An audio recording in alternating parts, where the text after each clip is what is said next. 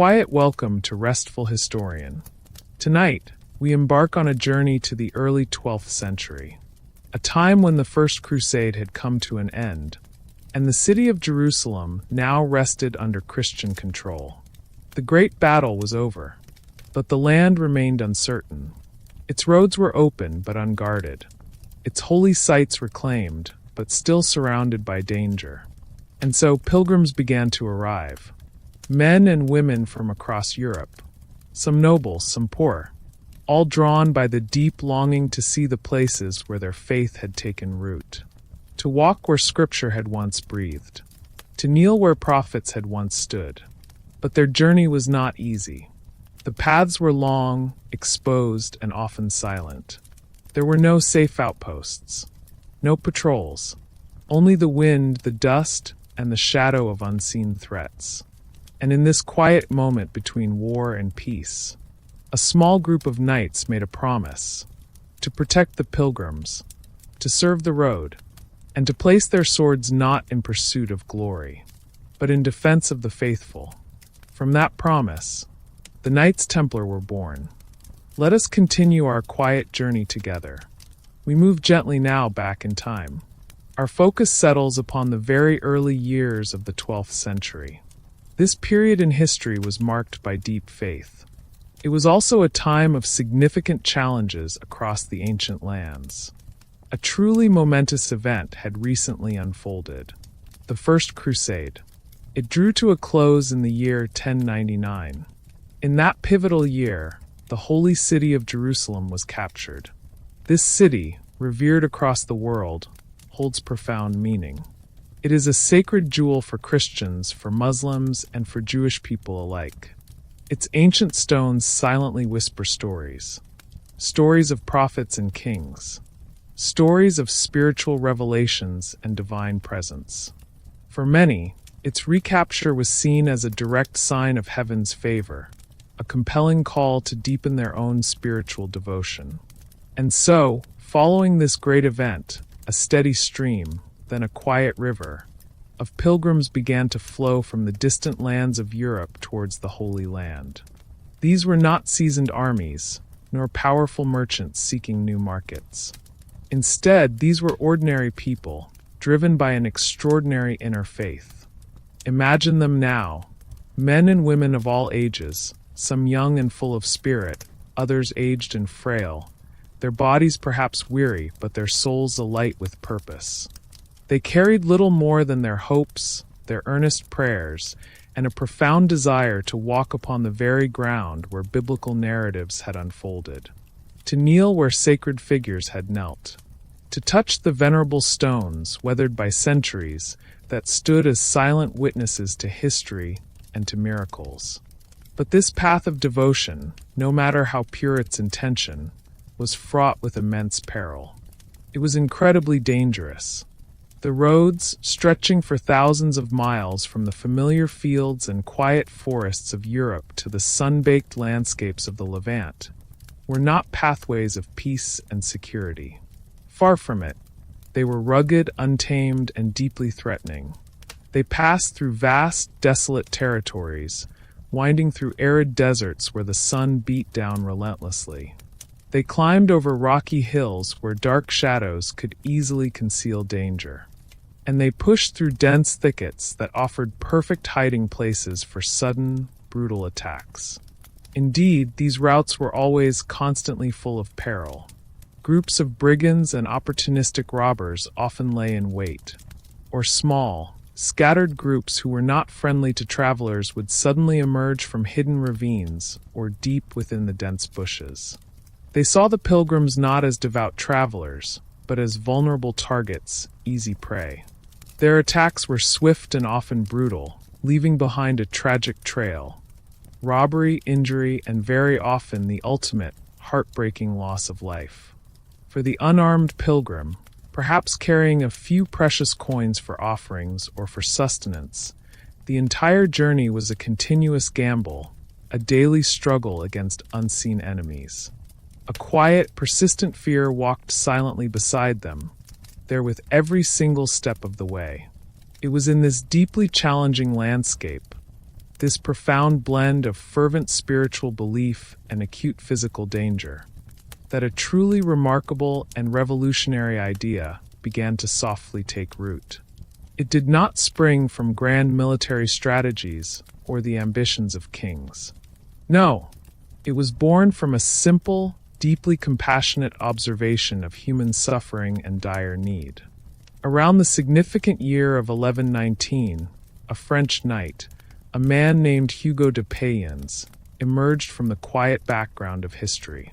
While much about his earlier life remains veiled by the gentle mist of time, we do know he hailed from the Champagne region of France. He was likely from a minor noble family. By all accounts, he was a man driven by something far more profound than mere earthly ambition or the desire for land. He saw the suffering. He saw the deep vulnerability of the pilgrims, and his conscience stirred within him. A clear, strong call to protect, to serve, to stand as a shield between the innocent and the ever-present danger, resonated deeply within his heart. Hugo de Payens was not alone in this singular, noble vision. He gathered around him a small, incredibly dedicated group of companions. These were fellow knights, men bound by a similar sense of purpose, sharing his unique understanding of the Holy Land's urgent, dual needs: the spiritual yearning for peace and the very real, physical demand for protection. Tradition, passed down through the centuries, speaks of 8 others, bringing the total to 9 founding members. 9 souls committed together to a selfless dream, a quiet, unspoken pact to protect. While the individual stories of these initial 8 companions are less vividly known in the grand flow of history than Hugo's, their collective spirit of sacrifice and brotherhood was truly paramount. Among them were figures like Godefroy de Saint-Omer, a name suggesting roots in Flanders. There was also Payen de Montdidier and Archambaud de Saint-Aignan, and very importantly, André de Montbard, a knight whose family ties would later prove profoundly significant. André was, in fact, an uncle to the highly influential and revered spiritual leader, Bernard of Clairvaux. This quiet familial link, almost unnoticed at their founding, would one day blossom into a powerful force, shaping the order's destiny.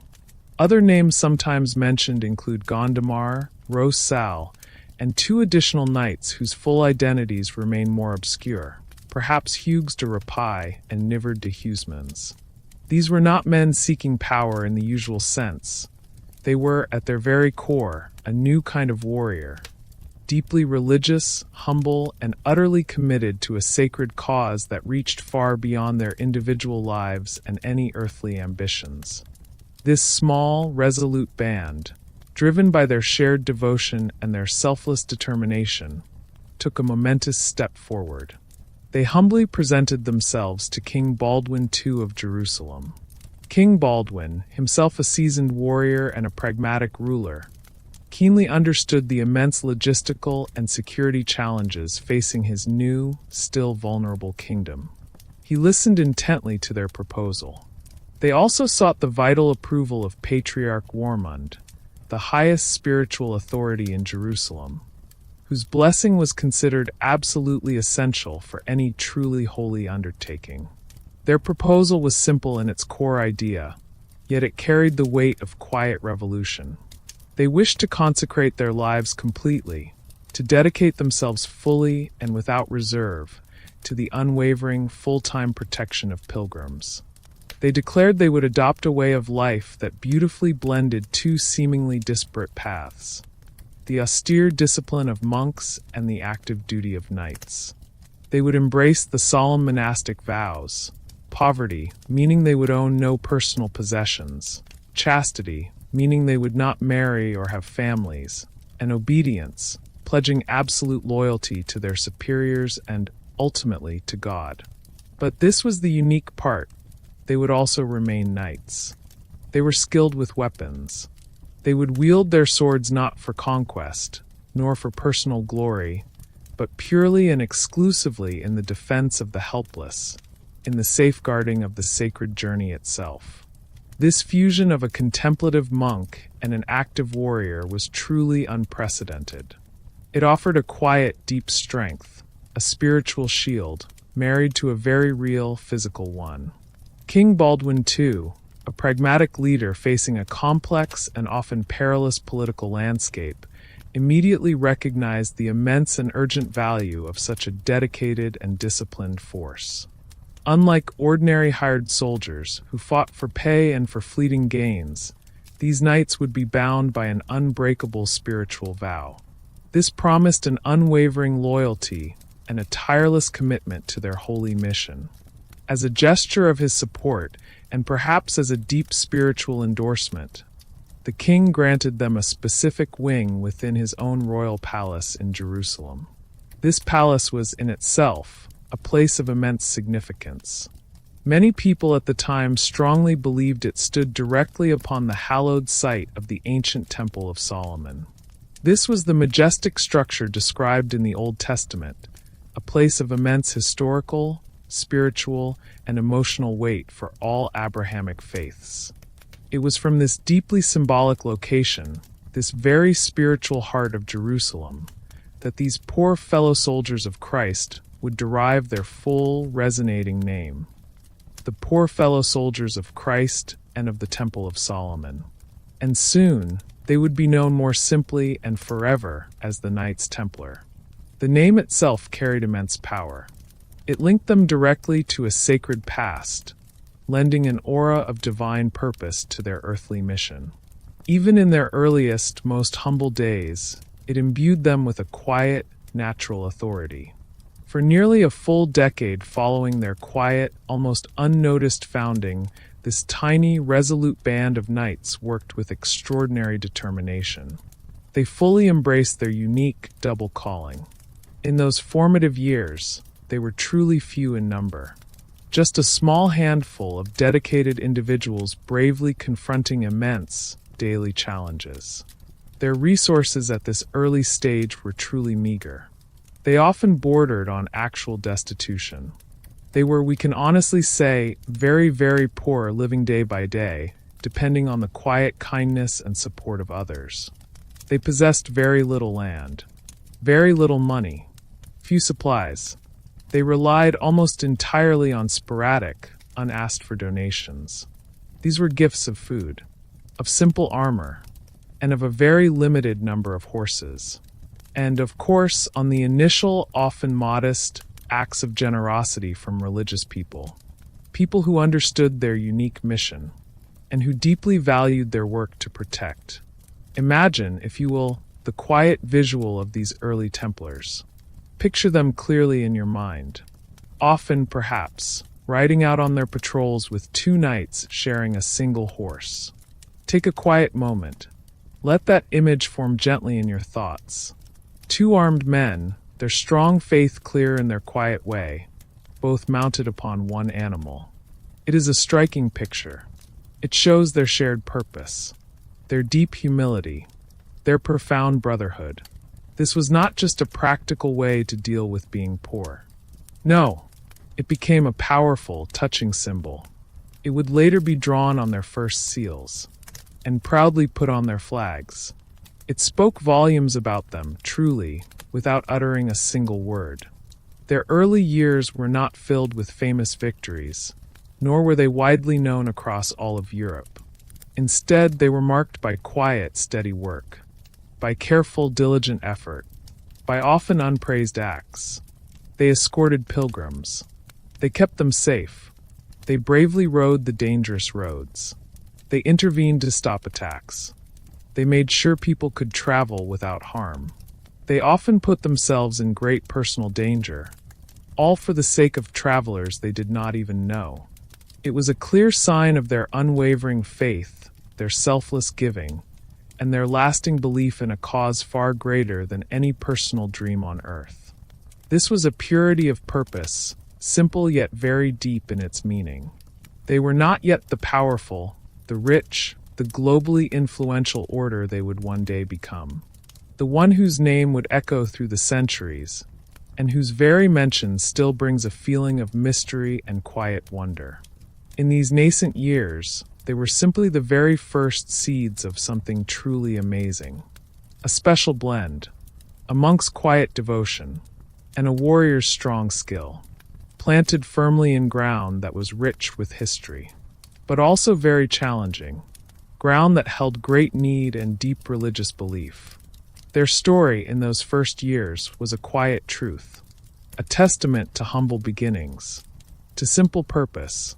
Their special white robes, which would later be known and respected everywhere, symbolizing purity and sacrifice, were not yet widely used. They were not officially ordered in these very early days.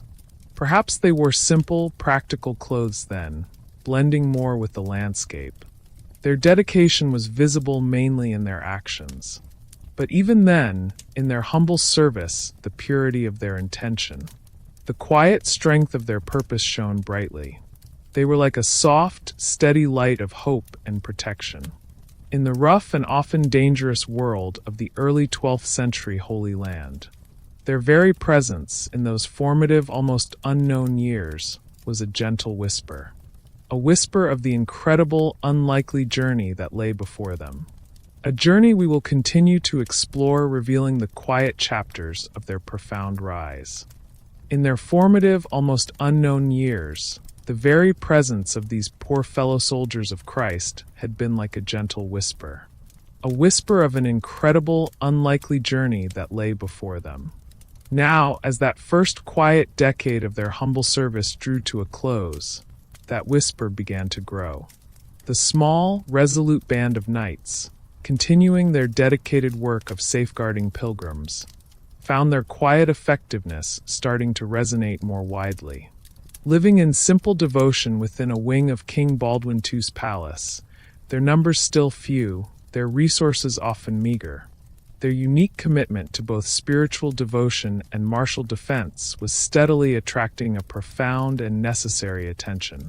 Those who governed and defended the fragile Crusader states in the Holy Land, particularly King Baldwin II himself and the local church leaders, keenly recognized the immense value of their unusual mission. They understood that this new brotherhood, unlike any other existing order, filled a critical and urgent void. It was a force driven by unwavering faith, rather than by personal ambition or the pursuit of earthly gain.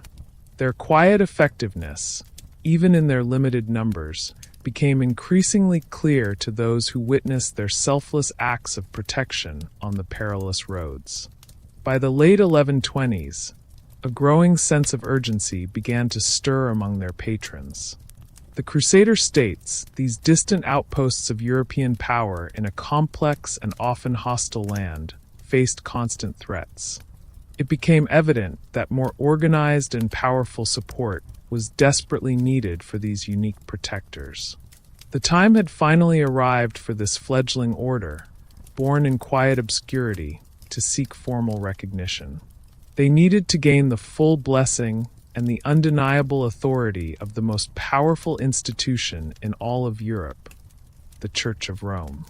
Without this universal endorsement, their potential for growth and their long-term survival would remain uncertain, their purpose still a whisper rather than a clear call.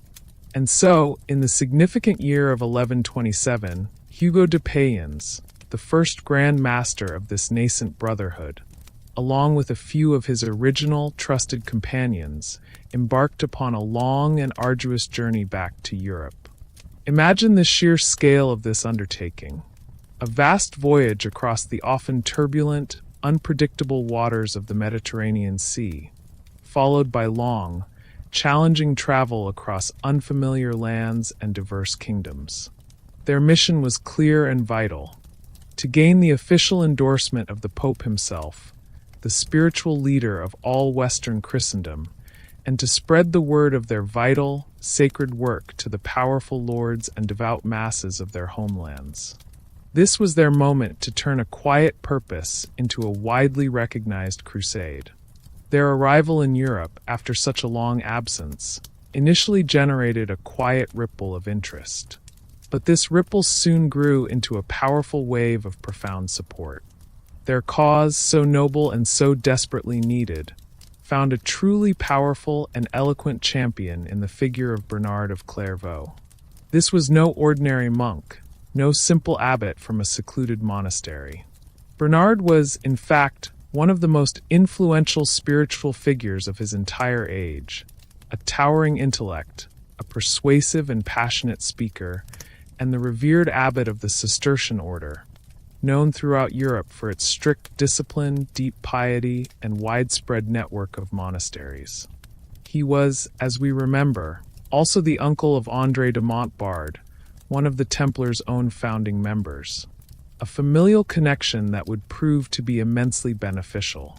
Bernard of Clairvaux saw in the Knights Templar not merely a practical military solution to the dangers faced by pilgrims. No, he saw in them a living, breathing embodiment of the highest Christian ideals. He deeply admired their unique combination of monastic vows with active military service, viewing it as a new, potent, and truly holy form of spiritual devotion. He became their most ardent advocate, writing powerfully and speaking passionately on their behalf, his words carrying immense weight and inspiring countless souls. His profound influence was absolutely crucial in securing one of the most pivotal moments in the Order's entire history, the Council of Troyes. This immensely important church council convened in the year 1129 in the city of Troyes, located within the Champagne region of France. Here, before an assembly of influential archbishops, venerable bishops, and respected abbots from across Europe, Hugo de Payens presented the Templars' purpose, their unique rule of life, and their urgent need for official, universal recognition from the Church. Bernard of Clairvaux played a central, guiding role throughout the council, helping to shape the very foundation of the Order's future. It was at this historic council that the Knights Templar formally received the Church's official, unequivocal endorsement. The Council of Troyes did not simply approve their existence. It gave them a specific, detailed, and written rule. This rule, largely based on the ancient, respected monastic rule of Saint Benedict, but carefully adapted for the unique needs of a military order, set forth the precise guidelines for their daily lives. It was a meticulous blueprint for a warrior monk. It dictated their spiritual practices, their humble diet, their simple, unadorned clothing, their strict discipline, and their essential military duties. It spoke of profound brotherhood, of quiet humility, and of a constant, unwavering readiness for selfless service. Most notably, the council also formally approved their distinctive uniform. The white mantle, a flowing cloak symbolizing purity and chastity, soon to be adorned with a simple yet striking red cross on the left shoulder. This crimson emblem symbolized martyrdom, the blood of Christ, and their readiness to sacrifice. This iconic uniform would quickly become recognized across the known world, a powerful and unmistakable beacon of their identity and purpose. The official recognition granted at Troyes was then solidified and amplified by a series of powerful papal bulls, direct decrees issued from the Pope himself, carrying the highest authority of the Church. The most significant and transformative of these was the bull known as Omni Datum Optimum, issued by Pope Innocent II in the year 1139. This single, monumental document truly transformed the Knights Templar from a struggling, small brotherhood into a powerful, legally protected, and universally recognized entity. Omni Datum Optimum granted the Templars extraordinary and unprecedented privileges.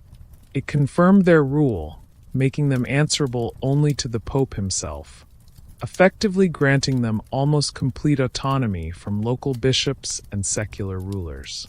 This was an astonishing level of independence for a military order, allowing them to operate across borders without local interference. It also gave them the invaluable right to collect donations, to build their own churches and chapels, and to retain the spoils of war. Perhaps most crucially, it gave them the right to have their own priests, who could travel with them and provide spiritual services directly to the knights, free from the authority of local church hierarchies. This direct connection to the papacy, this unique and powerful independence, allowed the Templars to grow with astonishing speed. It meant they could operate across different kingdoms and territories without being beholden to the often competing interests of local lords. Kings and nobles across Europe, now seeing the Pope's direct and powerful endorsement, began to offer vast donations of land, significant sums of money, and eager young recruits to the order. Families saw it as an honorable and spiritually meritorious path for their sons, a chance to serve God and gain spiritual merit, especially for those younger sons who were unlikely to inherit family estates. Within a remarkably short period, perhaps just a few decades, the Knights Templar transitioned from a handful of humble protectors in a palace wing to a widespread and truly formidable force. They established commanderies, essentially their operational bases, landholdings, and administrative centers, across vast swathes of Europe, throughout France, England, Scotland, Spain, Portugal, Italy, and beyond. These commanderies served not only as vital recruitment centers and training grounds for new knights, but also as vast economic engines, generating the resources and funds necessary to support their extensive operations in the distant Holy Land. Their military excellence also became widely acknowledged and deeply respected. They were disciplined, exceptionally well-trained, and fearless warriors, bound by their sacred vows and their profound commitment to God. They fought with a quiet, fierce determination, often forming the vanguard in battles, leading charges into the heart of the enemy, or holding the line in desperate, seemingly hopeless defenses. Their reputation on the battlefield quickly grew, inspiring both awe and profound loyalty among their allies, and a deep respect, sometimes even fear, among their adversaries. They were increasingly seen as God's own warriors, a truly formidable and unyielding presence on the battlefields of the Crusades. And so, the quiet whisper of their humble beginnings had indeed grown. Within just a few decades, the Knights Templar rose from obscurity in a palace wing to become one of the most prominent, respected, and rapidly expanding institutions of the entire medieval world. Their white mantles, emblazoned with the striking red cross, became a familiar and powerful sight across Europe and the Holy Land, symbolizing not only their presence, but also the enduring, intricate bond between faith and the sword that so profoundly defined their remarkable age. Their journey from quiet beginnings to widespread acclaim had truly, powerfully begun, setting the stage for their unparalleled influence. As the Knights Templar rose in prominence, their growing influence was not merely a matter of military might or political favor. No, it was profoundly rooted in the unique and deeply disciplined way of life that each member embraced. Their existence was a carefully constructed blend, weaving together the rigorous, demanding path of a soldier with the serene, contemplative devotion of a monk. This dual identity was truly the very soul of the order. At the core of every Templar's life lay a series of solemn vows. These were not taken lightly. They were sacred promises, binding for life, and they defined every waking moment, every thought, every action. Foremost among them were the three traditional monastic vows: poverty, chastity, and obedience. Imagine the profound meaning of poverty for these warrior monks. They consciously renounced personal wealth. They gave up the right to own anything individually. All their possessions, their armor, their horses, their clothing, even their meager personal effects, belonged entirely to the order as a whole. This radical detachment from material goods was intended to foster humility and to focus their hearts entirely on their spiritual mission. It meant that a Templar knight, no matter his noble birth or past wealth, lived a communal life of genuine simplicity.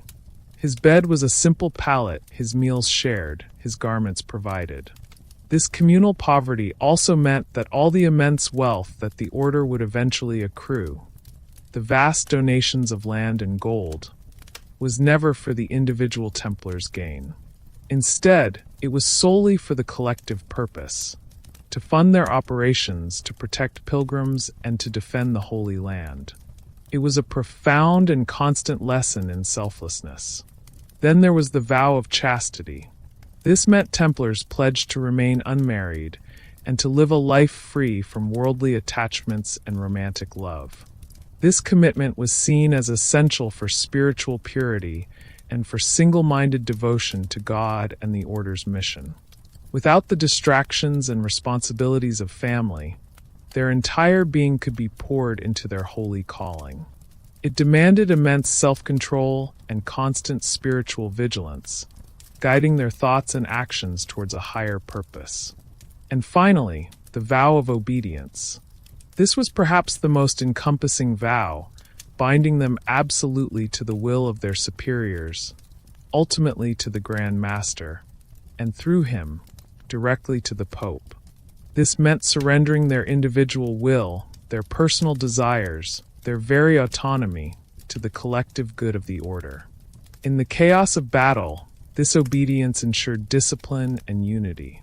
In daily life, it meant every task, every command, every moment was undertaken with humble submission. It was this unwavering obedience that allowed the Templars to function as such a tightly knit, effective, and formidable force. They moved as one, thought as one, and acted as one, under a singular command structure. A Templar's daily routine was a carefully orchestrated rhythm, a testament to their unique blend of monastic piety and military readiness. Their days began very early, often before dawn, heralded by the quiet peal of a bell calling them to prayer. They would attend communal services, often reciting parts of the divine office, a cycle of daily prayers similar to other monastic orders. These were moments of deep reflection, of quiet communion with God, setting the spiritual tone for the hours ahead. Following their morning prayers, their focus would shift to the more earthly, yet equally vital, aspects of their life. Mornings were typically dedicated to rigorous military training. Imagine the disciplined practice: knights honing their skills with swords and lances, mastering horsemanship, practicing formations, and learning tactical maneuvers. Every movement was precise, every drill practiced repeatedly, ensuring they remained sharp, formidable warriors capable of facing any foe.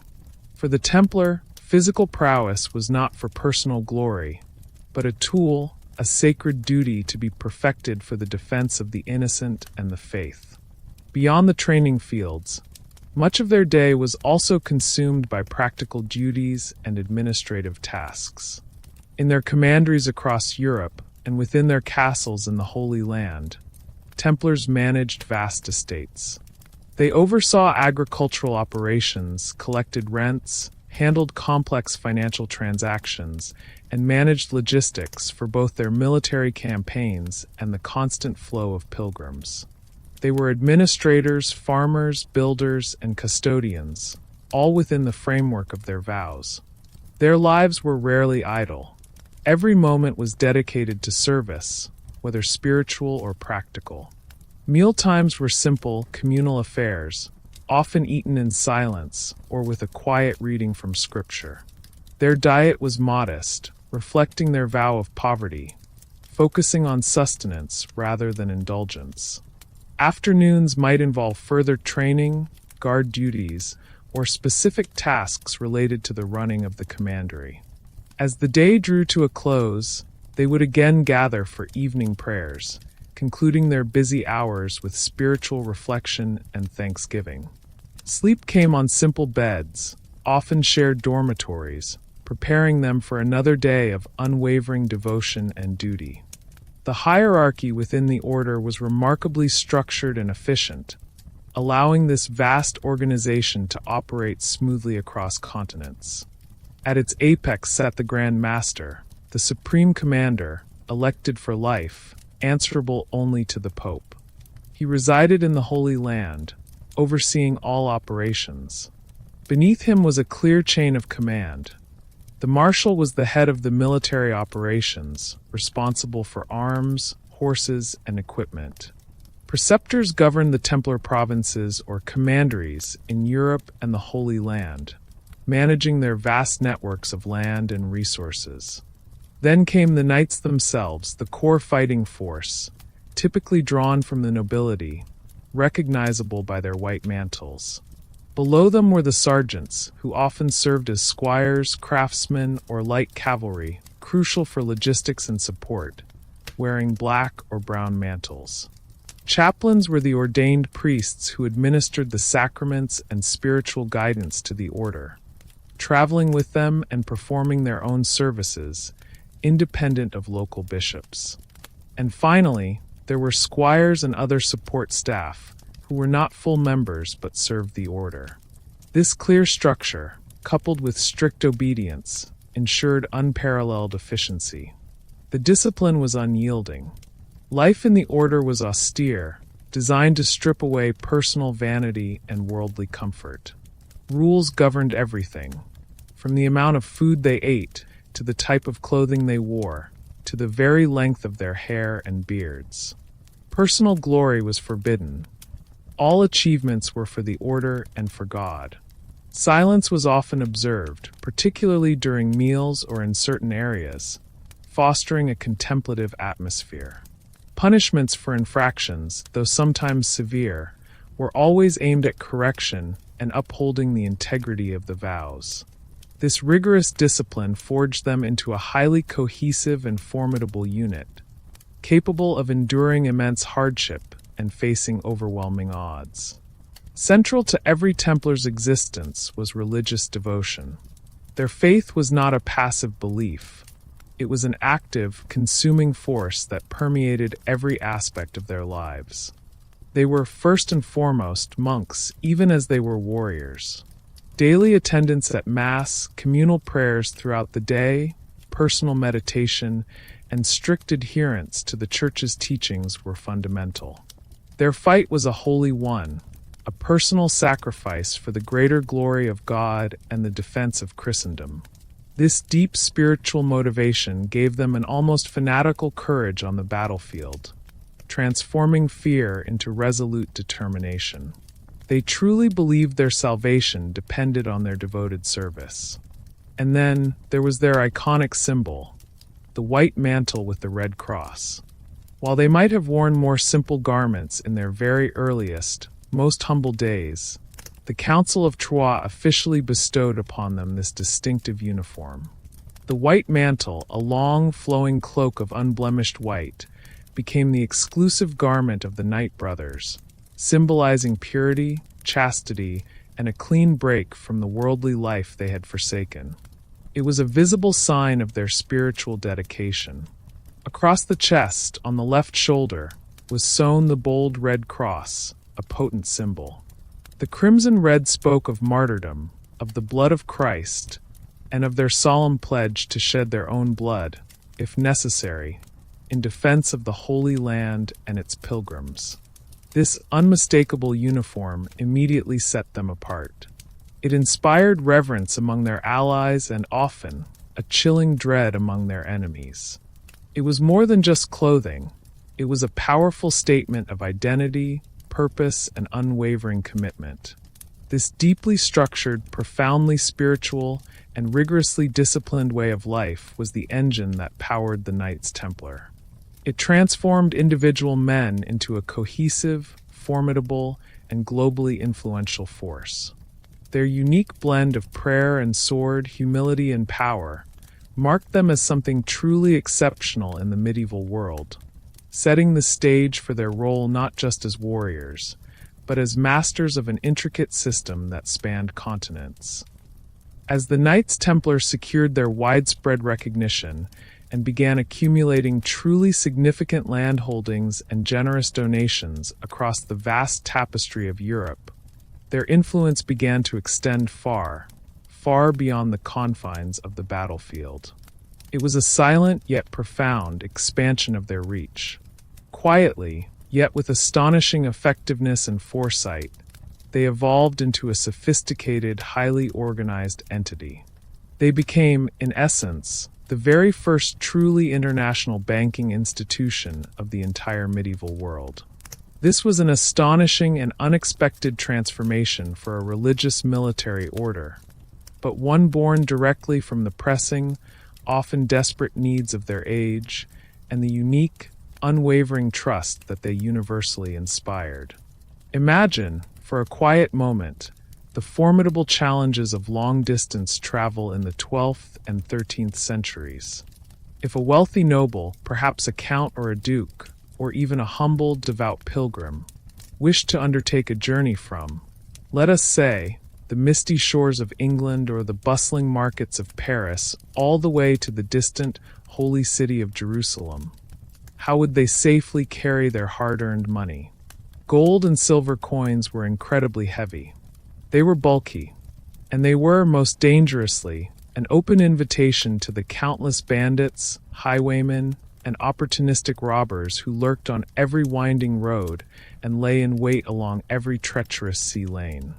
Carrying large sums of physical wealth was an incredibly perilous endeavor, often resulting in tragic loss, or worse, brutal violence and even death. In that unpredictable era, there was simply no secure, reliable, or widely accessible way to transfer significant funds safely over vast distances. The Templars, with their rapidly expanding and incredibly efficient network of commanderies, their sterling reputation for absolute honesty, and their unique trans-European international reach, quietly offered a revolutionary solution. They created a system that, in its underlying concept, was surprisingly modern, foreshadowing the complex financial mechanisms of centuries to come. A person could now safely deposit a sum of money, perhaps glittering gold or shimmering silver coins, at a Templar commandery located in, for instance, London, Paris, or even a smaller town in Champagne. In meticulous exchange for this deposit, they would receive a carefully coded, written note. This document, often a chirograph, a document written in two parts on a single piece of parchment, then cut apart, with each party holding one half for later verification, served as a kind of early letter of credit or promissory note. This simple document, though seemingly unassuming, held immense practical value and was backed by the deep, unquestioned trust placed in the Templar order. Then, upon arriving safely in the Holy Land, or at another distant Templar house within their extensive network, the traveler could present this precious note. After its authenticity was carefully verified by the Templar brothers or their dedicated agents, the traveler would be able to withdraw an equivalent sum of money, denominated in the local currency, from the Templar treasury there. All this, of course, occurred minus a small, reasonable service fee, which contributed to the order's vast financial pool. This innovative system fundamentally eliminated the perilous need to carry physical cash over dangerous routes. It transformed the once terrifying journey into a much safer, more manageable endeavor. It was truly the very foundation of modern banking, born not from the avarice of merchants, but from the spiritual necessity to protect vulnerable pilgrims. This invaluable service, born originally from convenience and compassion, rapidly expanded far beyond its initial scope. Soon, it was not just humble pilgrims who sought their financial services. Wealthy merchants, needing to move capital for their growing trade ventures, powerful nobles, requiring funds for their retinues or to manage their distant estates, and even kings themselves, facing the immense, crushing costs of waging wars or embarking on grand crusades, began to confidently entrust their vast sums of money, their most precious jewels, and their most vital state documents to the unwavering care of the Knights Templar. Their fortresses, their commanderies, their very chapels became secure treasuries, veritable strongboxes for the powerful across the length and breadth of Europe. Kings, leading vast armies across continents, would often deposit their entire national treasuries with the Templars, knowing with absolute certainty that these vital funds would be safe and, crucially, accessible precisely when and where they were needed across the Templar network. The Templars essentially transformed into the central bank for much of Western Europe, wielding immense, often unseen, power through their meticulous control and expert management of these colossal sums. Their financial acumen and organizational skill were truly remarkable, bordering on prophetic for their time. Beyond simply holding deposits, they also became deeply engaged in lending. They provided significant loans to kings and high-ranking nobility, often for the eye-watering costs of waging expansive wars or embarking upon immense, generation-defining crusades. They expertly managed complicated financial accounts, deftly transferring funds between different regions, often converting between diverse currencies with astonishing efficiency for an age without electronic communication. This vast, intricate network, built fundamentally on unwavering trust and highly organized administration, allowed them to collect funds from myriad donors across Europe and then efficiently transfer them to the distant Holy Land, directly supporting their massive military efforts there. Their financial sophistication was absolutely unprecedented for any medieval organization, secular or religious. The very foundation of this immense financial power lay in their extensive, strategically acquired landholdings. Through a continuous stream of generous donations from devout monarchs, influential nobles, and even pious commoners seeking spiritual merit, the Templars accumulated vast tracts of land across almost every kingdom in Western Europe. These were not just symbolic gifts or unproductive parcels. These lands included fertile farms, sprawling vineyards, vital mills, expansive forests, and even entire villages, complete with their inhabitants. Each of these properties, meticulously managed by Templar brothers or their highly capable appointed agents, operated as a productive economic unit, generating a steady, vital income for the order. They were, in essence, a colossal multinational corporation, with each landholding acting as a subsidiary, feeding resources into the central treasury. Their numerous commanderies, which were essentially large, self-sufficient, and often fortified estates, served as the operational hubs for these vast landholdings and financial services. These were not merely religious houses or humble monastic dwellings. They were thriving centers of economic activity, bustling with life and purpose. From these commanderies, resources were collected, goods were produced, and funds were managed with meticulous precision. They became crucial nodes in a vast, interconnected economic and logistical network that spanned the entire continent, reaching from the cold, northern shores of England to the sunny, strategic Iberian Peninsula, and eastward across the Mediterranean to the Crusader states in the Levant. Within their walls, knights were trained, horses were bred, weapons were forged, and elaborate accounting ledgers were diligently maintained. They were places of commerce, administration, and military readiness, all harmoniously integrated. In addition to their European commanderies, the Templars also constructed and maintained an impressive array of castles and fortified sites, particularly in the Holy Land. These were not merely simple fortifications. They were immense strategic strongholds, vital for defense, for protecting crucial pilgrimage routes, and for securing vulnerable territories. Castles like Tortosa, Safed, and the monumental Chastel Pellerin were engineering marvels of their time, requiring enormous investment of both financial resources and human labor to build and then to continuously maintain. These imposing castles served as powerful military bases, secure supply depots, and essential safe havens for countless pilgrims and travelers.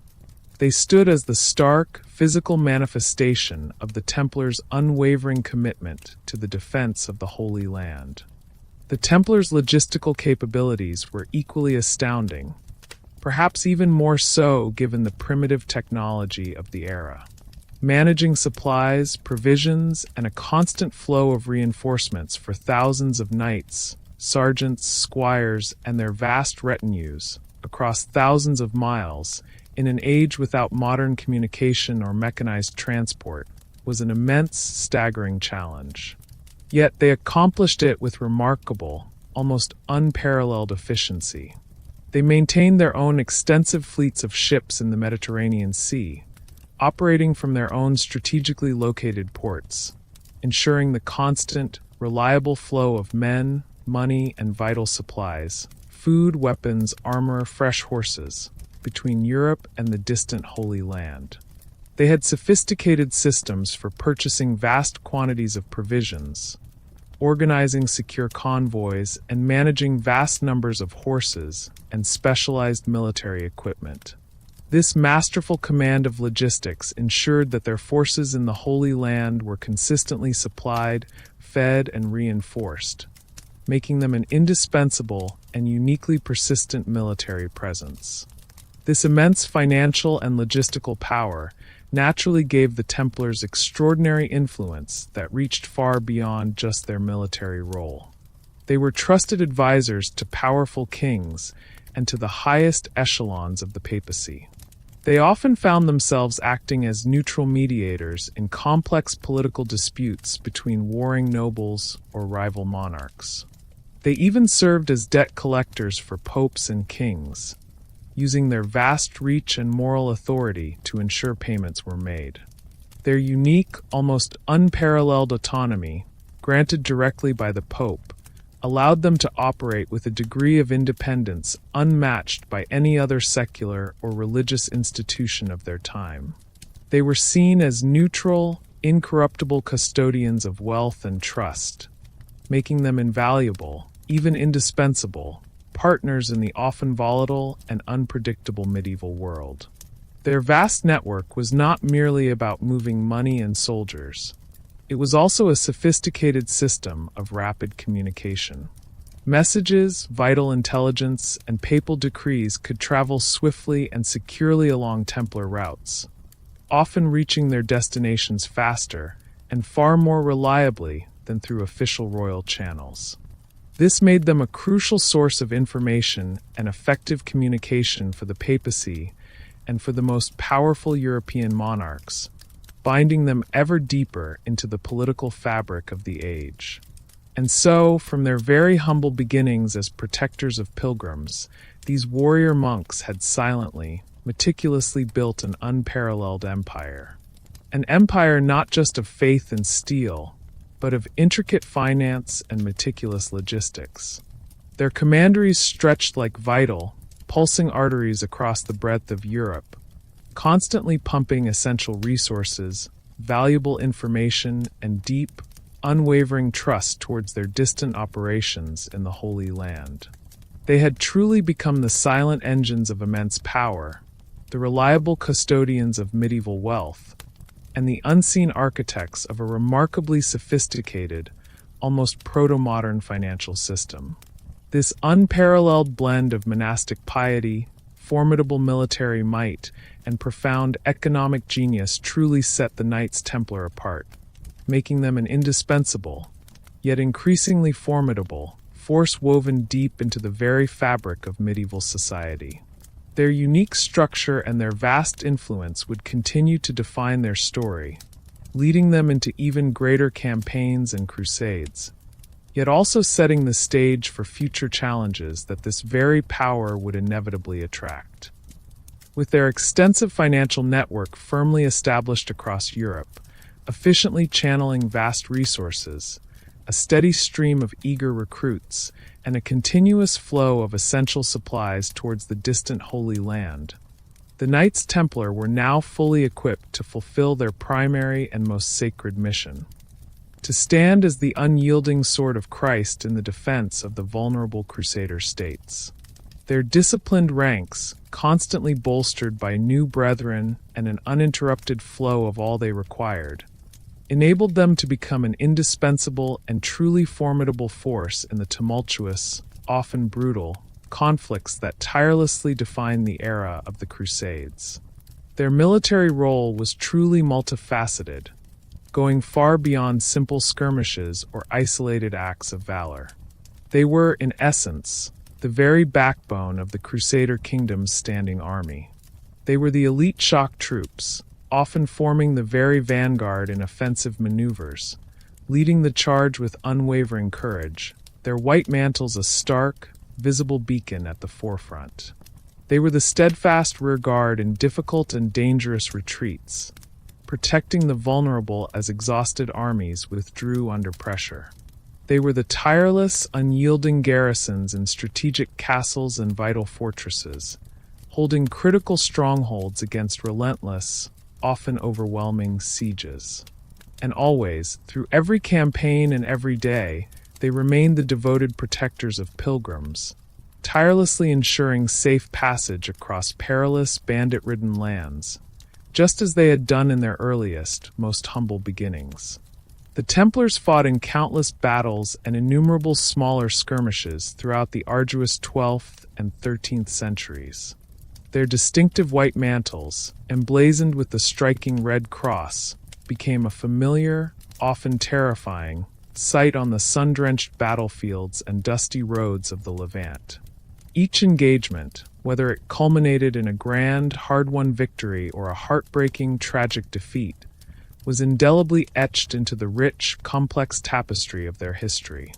Every conflict showcased their unshakable commitment to their vows and illustrated the heavy, often ultimate, price they were willing to pay for their sacred mission. One of their most significant early engagements, which truly cemented their formidable reputation and revealed their deep courage, was the devastating Battle of Harem in 1164. This was a crushing defeat for the combined Crusader forces, a day of great loss. The powerful Muslim ruler Nur ad-Din, a formidable and astute commander, inflicted a truly punishing blow upon the Christian armies. In this desperate and bloody conflict, the Knights Templar, along with the Knights Hospitaller, another prominent and courageous military order, formed the resilient core of the Christian forces. They fought with their characteristic ferocity, their discipline unyielding, refusing to break ranks or yield, even when the battle turned decisively and overwhelmingly against them.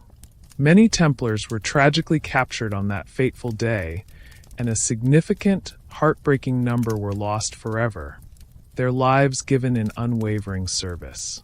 Yet, even in the bitter aftermath of defeat, their profound valor in the face of such overwhelming odds was widely noted, by both allies and adversaries.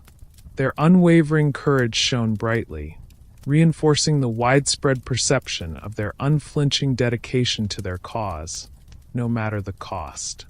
A more triumphant, though equally hard-fought, moment came with the astonishing Battle of Montcassard in 1177.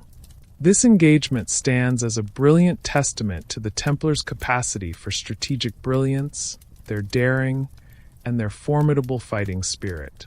A much smaller Christian force, led by the remarkably courageous but tragically ailing young King Baldwin IV of Jerusalem, often known to history as the Leper King, faced the vastly superior and seemingly invincible army of Saladin, the legendary and widely feared Muslim leader. The Templars, under the decisive command of their Grand Master Odo de Saint Amand, formed a crucial and courageous part of King Baldwin's daring and almost desperate plan. In a stunning and completely unexpected maneuver, the Christian forces launched a surprise attack.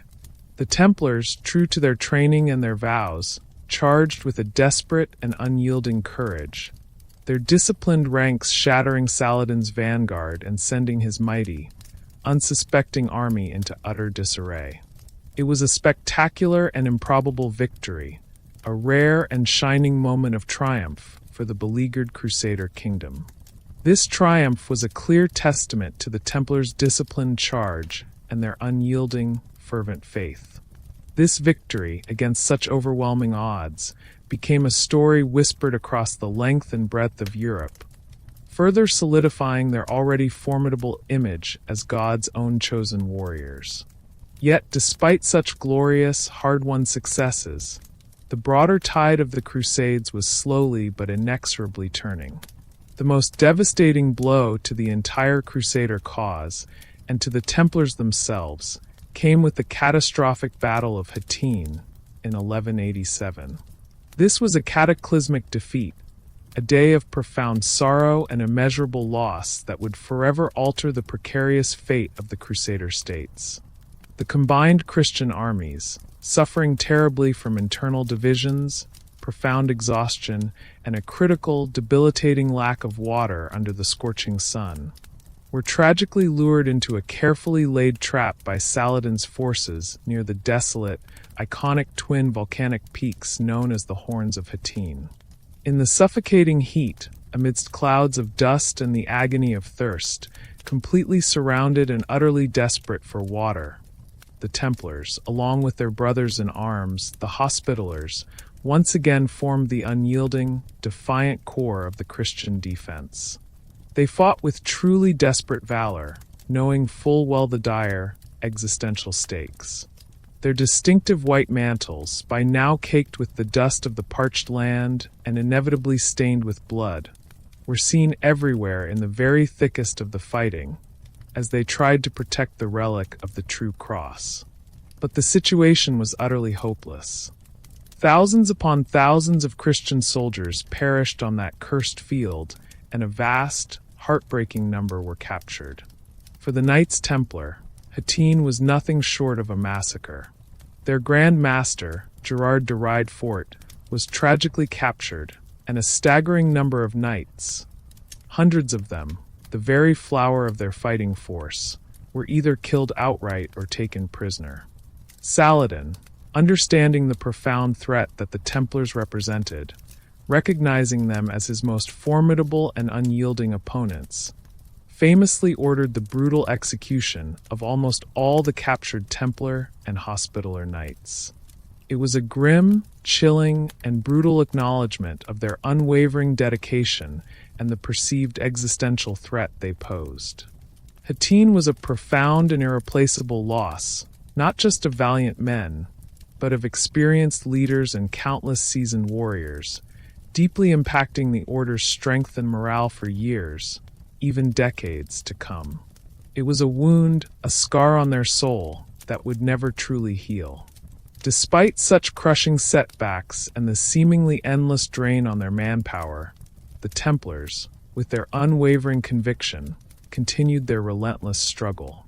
They were central to the Third Crusade, 1189 to 1192, actively accompanying and supporting King Richard I of England, famously known as the Lionheart, on his grand campaigns. They fought valiantly in the Battle of Arsuf in 1191, a crucial engagement where Richard's forces achieved a significant and hard-won victory over Saladin.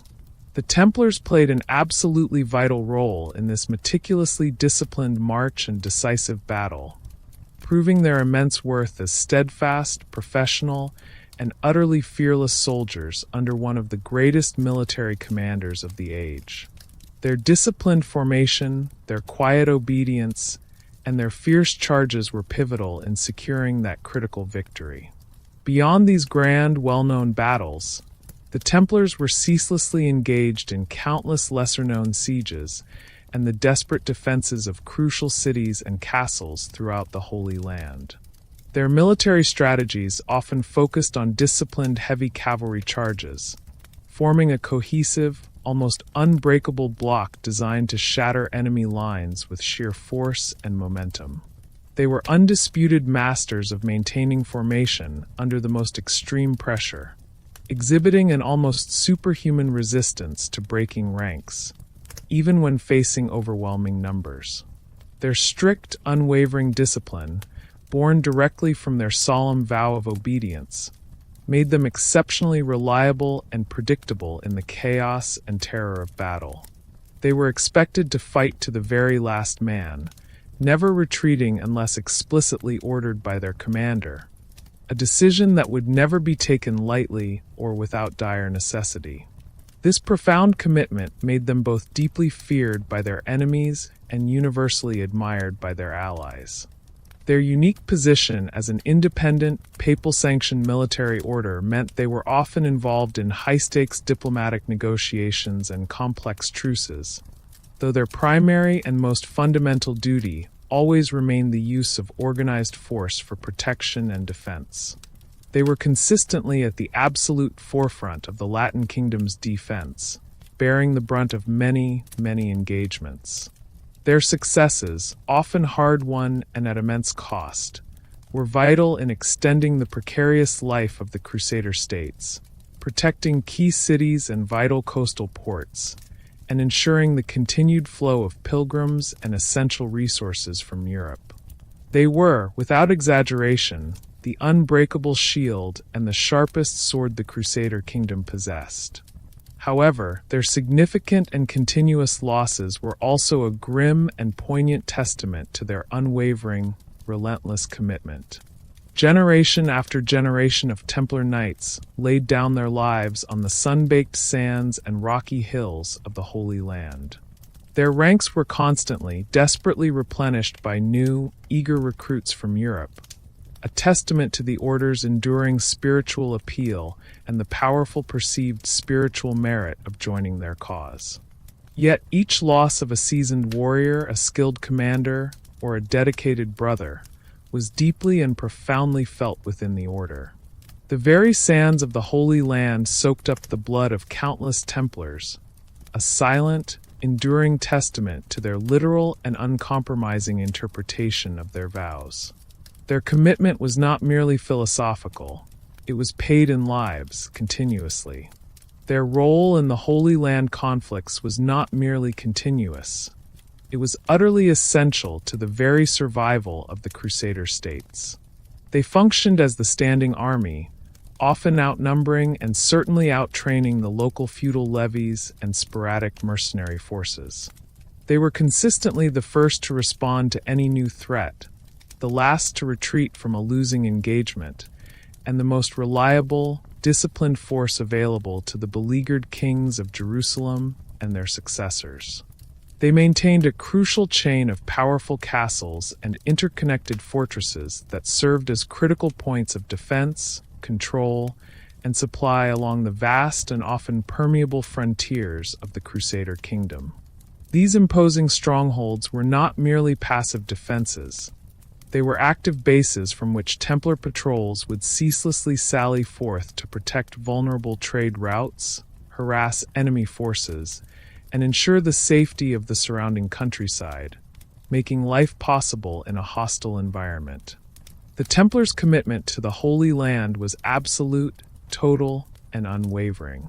They truly believed in the divine purpose of their fight, viewing themselves not merely as soldiers, but as God's chosen instruments in a sacred struggle for the very soul of Christendom. This deep, profound conviction fueled their unparalleled courage and astonishing resilience in the face of overwhelming odds and endless, grinding conflict. Their campaigns were a ceaseless testament to their sacred vows, to their mastery of military science in a brutal age, and to the profound, often tragic, and ceaseless cost of their absolute devotion. They were truly the sword of Christ, their destiny forever entwined with the rise and fall of the Crusades, even as the world around them began to change, preparing them for an increasingly complex and dangerous political landscape beyond the battlefields of the Levant. For nearly 2 unwavering centuries, the Knights Templar had stood as the unyielding shield and the sharpest sword of the Crusader states, pouring their very lives, their vast wealth, and their absolute, unwavering dedication into the defense of the Holy Land. Their formidable presence had been a constant, seemingly impregnable force, often the very last line of defense in a fragile kingdom. But as the 13th century unfolded, the very ground beneath the Crusader kingdom began to tremble and crack. The relentless, exhausting cycle of ceaseless campaigns, the profound and irreplaceable losses of life, and the inexorable, changing geopolitical landscape in the Middle East slowly, yet with an undeniable, tragic inevitability, began to shift the precarious fortunes of the entire Crusader cause creating an ebbing tide that would ultimately sweep away their cherished presence in the East. The pressure from increasingly unified, powerful, and strategically brilliant Muslim forces in the Levant became almost unbearable. One after another, the Christian strongholds, those bastions painstakingly built and fiercely defended over generations, began to fall. Each loss was a devastating blow, not just strategically, weakening the physical defenses of the Crusader territories, but also profoundly spiritually. For those who had dedicated their entire lives to holding these sacred lands, the defeats represented a crisis of purpose, a direct challenge to their very reason for being. The Templars, true to their sacred vow to fight to the last man, defended these fortresses with incredible, desperate valor. They would often be the final defenders, enduring brutal, prolonged sieges, witnessing their beloved brethren fall around them, and sometimes suffering complete annihilation rather than accept the dishonor of surrender. Their white mantles were often the last things seen on the walls as fortresses crumbled. The fall of Antioch in 1268 was a profound, chilling shock to all of Christendom.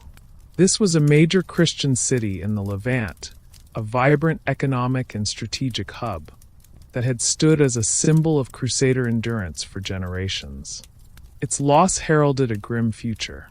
Then, the heartbreaking loss of Tripoli in 1289 further solidified the sense of impending doom. Each time, the Templars fought valiantly, their last stands often etched forever into the memory of the few traumatized survivors, but their countless sacrifices, their shed blood, could not halt the relentless, crushing inevitability. The Christian foothold in the Holy Land was shrinking rapidly, becoming a mere fragment, a fading echo of its former glory. The weight of centuries of effort seemed to be slipping away. The final, truly heartbreaking act in this tragic, unfolding drama was the fall of Acre in 1291. Acre had stood as the very last major Crusader stronghold in the Holy Land, a bustling, vital port city that served as the primary lifeline, the last direct connection, and the final bastion for the entire Western presence in the Levant. The siege of Acre was prolonged, utterly brutal, and undeniably apocalyptic in its scale and intensity. The Templars, along with the Hospitallers and other desperate defenders, fought with a courage born of utter desperation, knowing in their hearts that this was truly their absolute last stand. The battle raged fiercely, day after day, week after agonizing week. When the city walls were finally breached and the chaotic tide of Muslim forces poured in, the Templars, with their grim determination, retreated to their own powerful, formidable fortress temple within Acre itself. They refused to yield even as absolute chaos engulfed the city around them, as homes burned and lives were brutally extinguished. They held out for several more harrowing days, making a defiant, bloody, and ultimately futile last stand, until their own mighty citadel walls finally crumbled, burying many of them in the devastating rubble. Those few who miraculously survived were either slain on the spot or captured, and often brutally executed. The fall of Acre marked the complete and final, irreversible expulsion of the Crusader states from the Holy Land. The great, ambitious dream of a permanent Christian presence in Jerusalem was irrevocably over. The very reason for the Templars' existence in the East, their sacred and defining purpose, had, with the fall of Acre, tragically vanished into the dust of history. This devastating and profoundly demoralizing loss of the Holy Land had a cascading, unsettling ripple effect that surged back across the length and breadth of Europe. For nearly 2 centuries, the Crusades had been a central, unifying, and defining purpose for much of Western Christendom. It had provided a grand narrative, a common enemy, and a spiritual rallying cry. Now, with the dream shattered, with the holy sites effectively lost, profound political pressures began to mount inexorably upon the powerful military orders, particularly the Templars. Troubling questions arose, whispered initially, than spoken openly. What was their true purpose now? Why did these immensely wealthy and profoundly powerful orders, who had vowed to defend a land they no longer held, still exist in such strength and autonomy within Europe? Critics, both secular and increasingly religious, began to openly question their fundamental effectiveness, their vast and seemingly boundless wealth, and their perceived failures in defending the sacred territories. European monarchs, who had once eagerly supported the Crusades and welcomed the Templars into their realms with open arms, now viewed them with a complex mixture of awe, deep suspicion, and mounting resentment. Kings were now consolidating their own power, centralizing their authority, and were increasingly wary of any independent entity that possessed such immense wealth, vast landholdings, and a powerful, disciplined private army that answered directly to the Pope in Rome, not to them. The Templars' unique autonomy, once their greatest strength and a gift from the papacy, now ironically became their most significant vulnerability. They were widely perceived, perhaps correctly, as a state within a state, a powerful organization largely immune to local royal jurisdiction, a direct and unacceptable challenge to the growing ambitions of centralized monarchies who craved absolute control over all within their borders. At the very same time, the broader enthusiasm for crusading among the general populace was clearly and demonstrably waning. Generations had passed since the initial fervent spiritual awakening that launched the First Crusades. The immense human cost, the countless lives lost, the families shattered, the endless, crushing financial demands, and the repeated, ultimate failures in the East had taken their profound toll on the European spirit. The grand, romantic ideal of sacrificing life and treasure for a distant, lost cause no longer resonated as powerfully or as widely as it once had. Support, both financial and spiritual, for the military orders, while still present in some devout circles, was no longer the overwhelming popular tide it once was. The once fervent, unifying belief in the Crusader ideal was slowly, almost imperceptibly, dissipating, leaving the Templars in a world that was gradually, painfully forgetting the very purpose for which they had been so divinely created. This shifting public sentiment was grievously exacerbated by the Templars' colossal and highly visible wealth. Over 2 centuries, through countless pious donations of land, immense sums of money, and valuable property, the order had amassed an absolutely immense treasury and become, without a doubt, one of the wealthiest and most formidable organizations in all of Europe. Their sophisticated banking operations, which we previously explored, only added to this widespread perception of vast, almost unimaginable riches and financial prowess. While their sacred vows of poverty applied rigorously to individual knights, the order itself, as an institution, was immensely, undeniably rich. This vast wealth, intended by its donors for the defense of the Holy Land, now seemed to many to be superfluous, unspent, and excessive, especially to the chronically cash-strapped kings and ambitious nobles of Europe. The question was whispered, why do they need so much when the Holy Land is lost? The Templars also found themselves increasingly and dangerously involved in the complex and often contentious world of royal finance. They regularly held the actual treasuries of kings, meticulously managed vast royal debts, and expertly facilitated massive loans for monarchs who were constantly in need of funds for their wars and burgeoning bureaucracies. While this clearly demonstrated immense trust in their financial integrity and efficiency, it also meant they were deeply, irrevocably entangled in the financial difficulties and often ruthless ambitions of rulers. When a king like the notoriously indebted Philip IV of France faced crippling debts from his wars with England and Flanders, combined with an insatiable need for funds to consolidate his expanding state power, the Templars' vast, seemingly untouched wealth became an irresistible and tantalizing target. The very perception of their riches fueled not only intense envy among the secular powers, but also deep resentment among those who felt their own treasuries were depleted while the Templars remained untouched, seemingly exempt from taxes and royal demands. Furthermore, a subtle but increasingly insidious campaign of rumors, whispers, and outright accusations began to circulate, slowly yet effectively eroding the once unblemished public's perception of the order. While their reputation for piety, courage, and strict adherence to their vows had once been beyond reproach, the tragic loss of the Holy Land created a vacuum that allowed suspicion and malice to fester. Whispers of arrogance, of insatiable greed, of abuses of their unique privileges, and even of secret, unholy practices began to slowly take root in the public imagination, often carefully fueled by those who harbored deep resentment or openly coveted their immense wealth and power. The very secrecy that had once protected their internal operations and their sensitive financial dealings now, ironically, made them dangerously vulnerable to dark, unfounded speculation and malicious interpretation.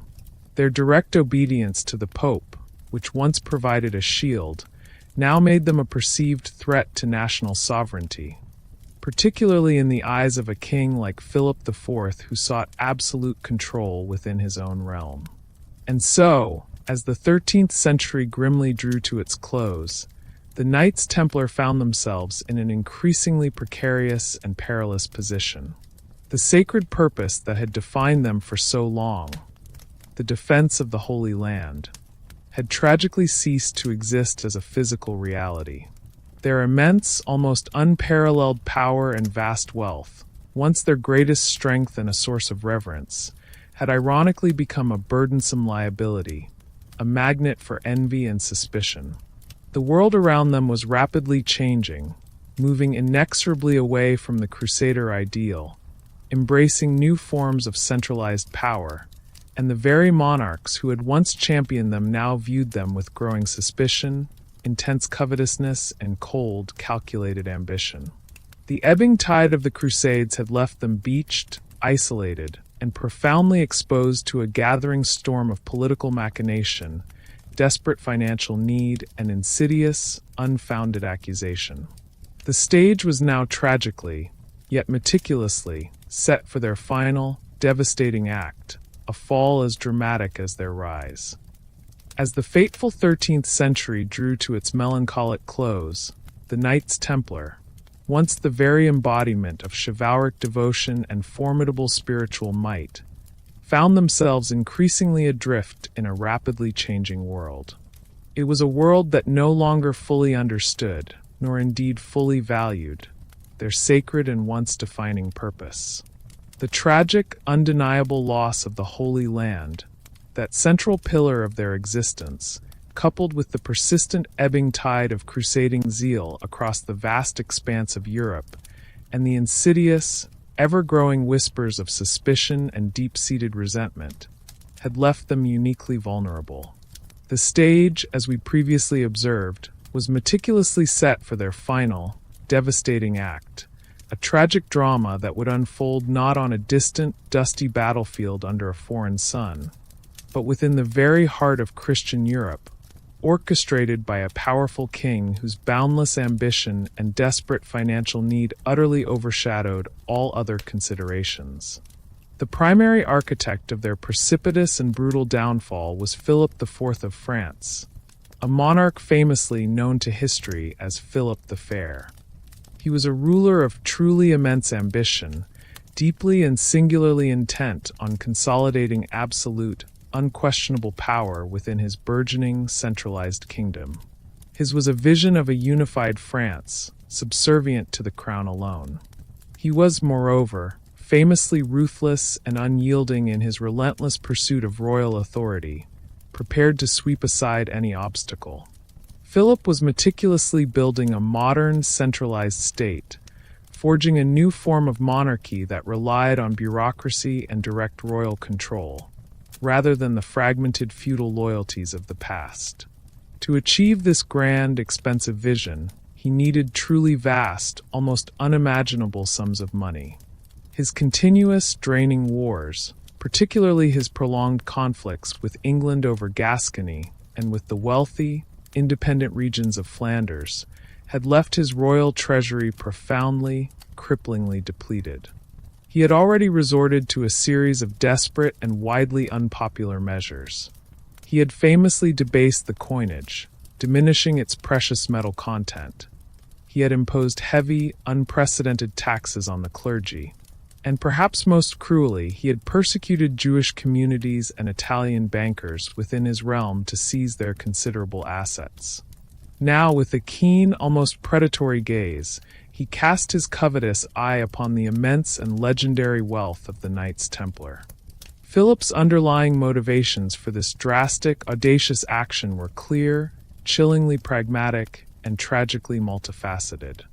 First and foremost, he undeniably coveted their colossal wealth.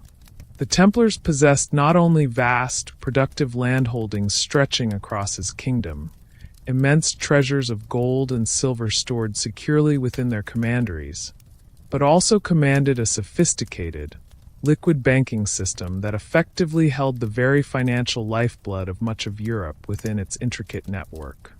Seizing these immense assets would, in one swift and decisive stroke, instantly resolve his desperate financial woes, effectively making him the richest monarch in Christendom, free of obligation.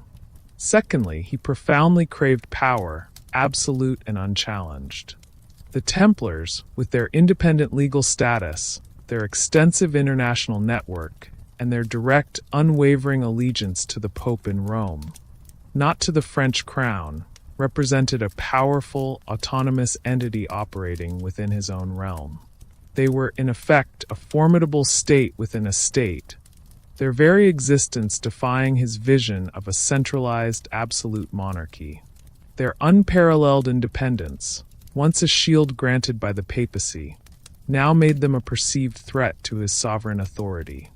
Thirdly, their once unblemished reputation, though still largely respected by many, had begun to fray in the wake of the Holy Land's tragic loss, making them a more politically palatable target.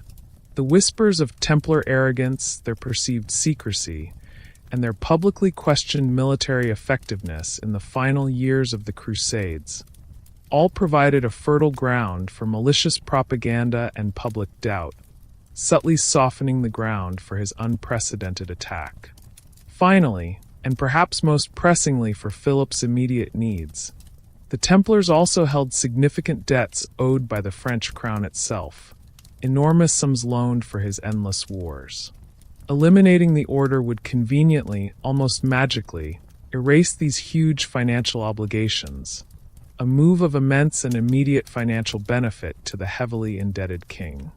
Having carefully and meticulously laid his insidious plans, often shrouded in the deepest, most impenetrable secrecy, Philip IV unleashed his full, crushing power on a single fateful day, Friday, October 13th, 1307. It was a meticulously coordinated, lightning-fast operation, a masterpiece of administrative efficiency combined with brutal deception, truly unprecedented in its scale and chilling precision for the era. At dawn, simultaneously across the vast expanse of France, royal officers, armed with sealed orders that were only to be opened at the precise moment of execution, swiftly swept through Templar commanderies, their impregnable castles, and their humble houses. Without any prior warning, without a single chance for preparation, thousands upon thousands of Templars, including revered knights, dedicated sergeants, pious chaplains, and countless lay brothers, were arrested. They were dragged from their beds, interrupted during their communal meals, seized during their morning prayers, taken completely by utter, bewildered surprise, given no opportunity whatsoever to resist or to conceal any assets.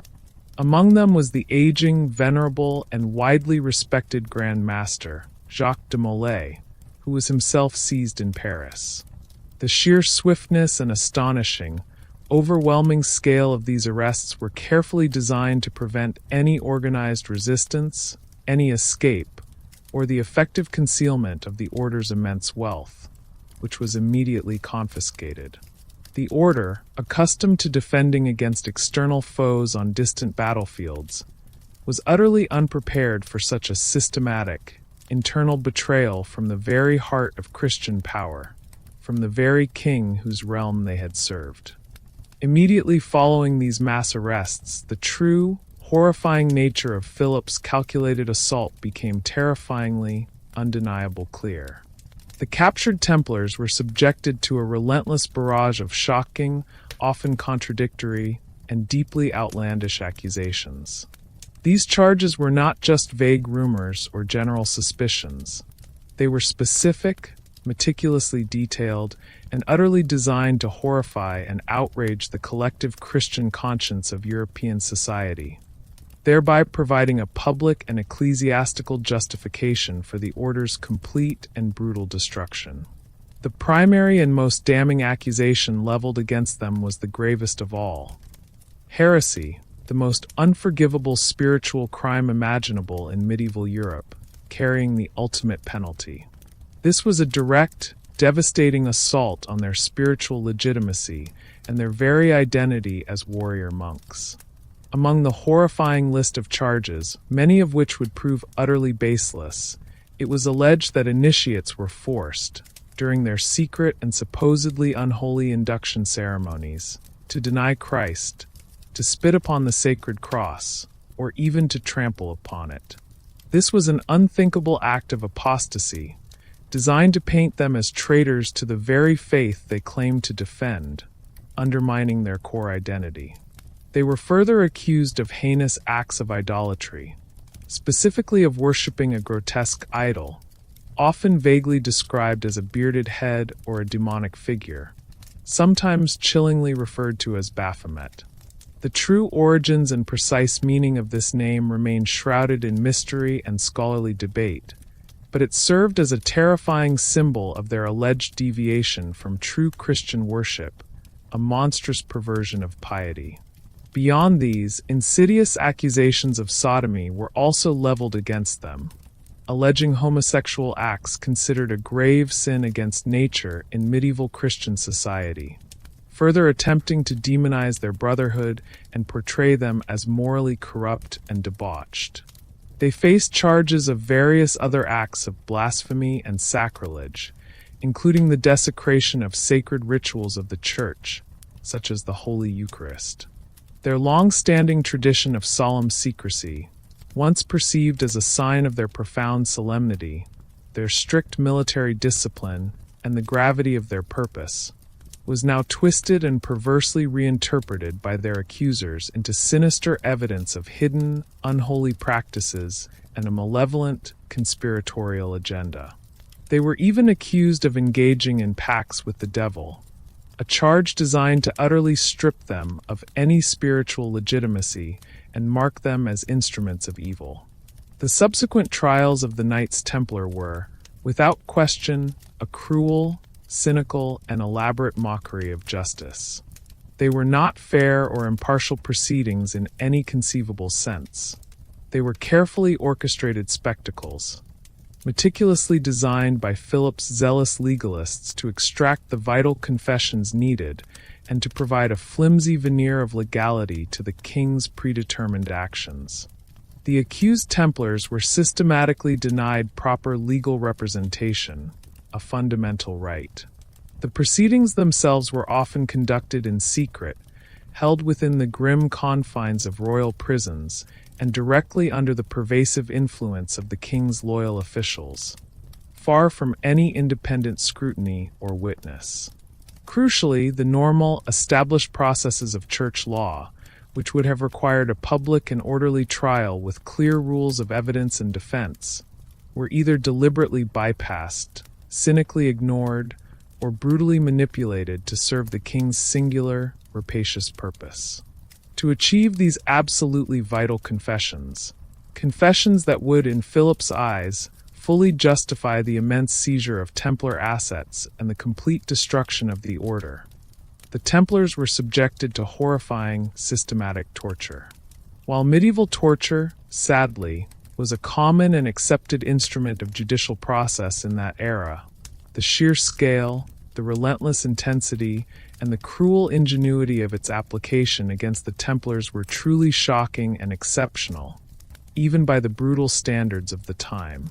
Methods employed to break their will and force them to confess included the agonizing strappato, where victims were hoisted high into the air by their wrists, often with heavy weights tied to their feet, brutally dislocating their shoulders and tearing their limbs from their sockets.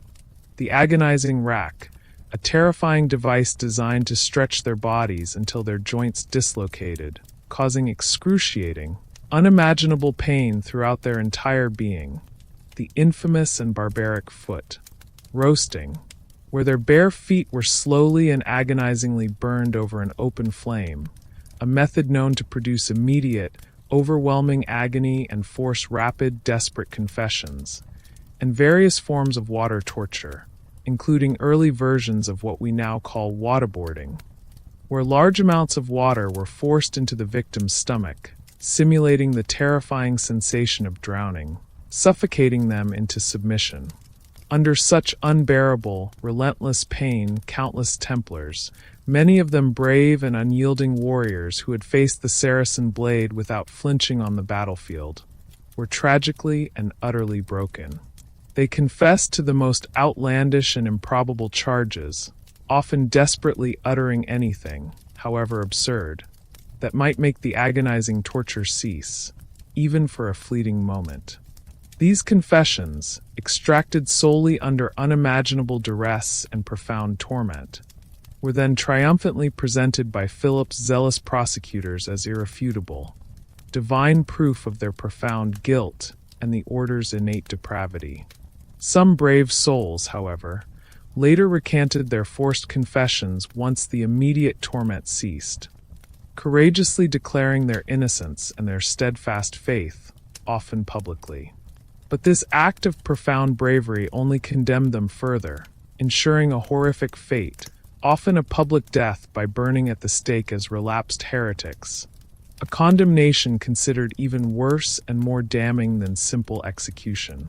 The papacy, caught in an agonizing and truly untenable position between the immense, undeniable power of the ambitious French king and its own profound spiritual responsibility for a papal order, initially tried, albeit weakly, to assert its faltering authority. Pope Clement V, a weak, indecisive, and increasingly ill pontiff who largely resided in Avignon, a city then firmly under heavy French political influence, was deeply hesitant to condemn an order that he likely knew, in his heart, to be largely innocent of such heinous and improbable charges. He even attempted to bring the trials under direct papal control, away from Philip's grasp. However, Philip's relentless, unyielding pressure, his political maneuvering, the dramatic and publicly sensationalized nature of the confessions, however extracted, and the widespread, expertly crafted propaganda campaign, which painted the Templars as a deep spiritual threat, eventually overwhelmed the Pope's moral resolve and his fading will. The chilling accusations, amplified by the king's zealous agents and spread through every available channel of communication, infected the public mind like a virulent disease across Europe, particularly within France, creating an atmosphere of pervasive fear, deep-seated suspicion, and widespread moral outrage that made any effective defense of the Templars almost impossible, even by the papacy itself. The twilight of the Templars had truly, irrevocably begun. The order, once a global symbol of unwavering faith, unparalleled military strength, and unassailable financial integrity, was now caught in a relentless, suffocating vice, tragically squeezed between a king's insatiable greed and a church's hesitant, faltering, and ultimately compromised authority.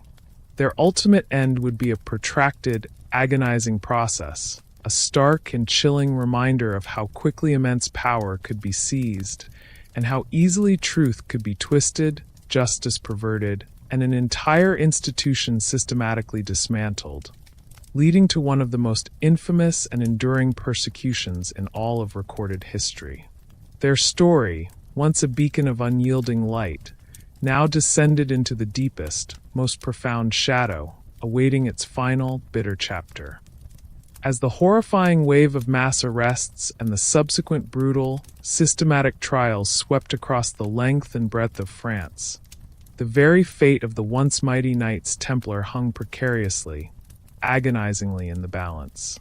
The air itself seemed thick with the palpable weight of coerced confessions, the king's relentless, unyielding pressure, and the Pope's increasingly agonizing and morally complex dilemma. Despite Pope Clement V's initial, understandable hesitations and his genuine attempts to assert papal authority and conduct an independent, fair investigation into the order, his efforts were ultimately, and tragically, undermined by Philip IV's unwavering, almost brutal resolve and the sheer, overwhelming volume of confessions that had been extracted under extreme duress. The Pope, a figure burdened not only by chronic illness but also by political weakness and, crucially, by his residency in Avignon, a city then directly and profoundly within the sphere of French influence and control, found himself in an increasingly untenable, politically suffocating position. He faced an impossible, truly agonizing choice.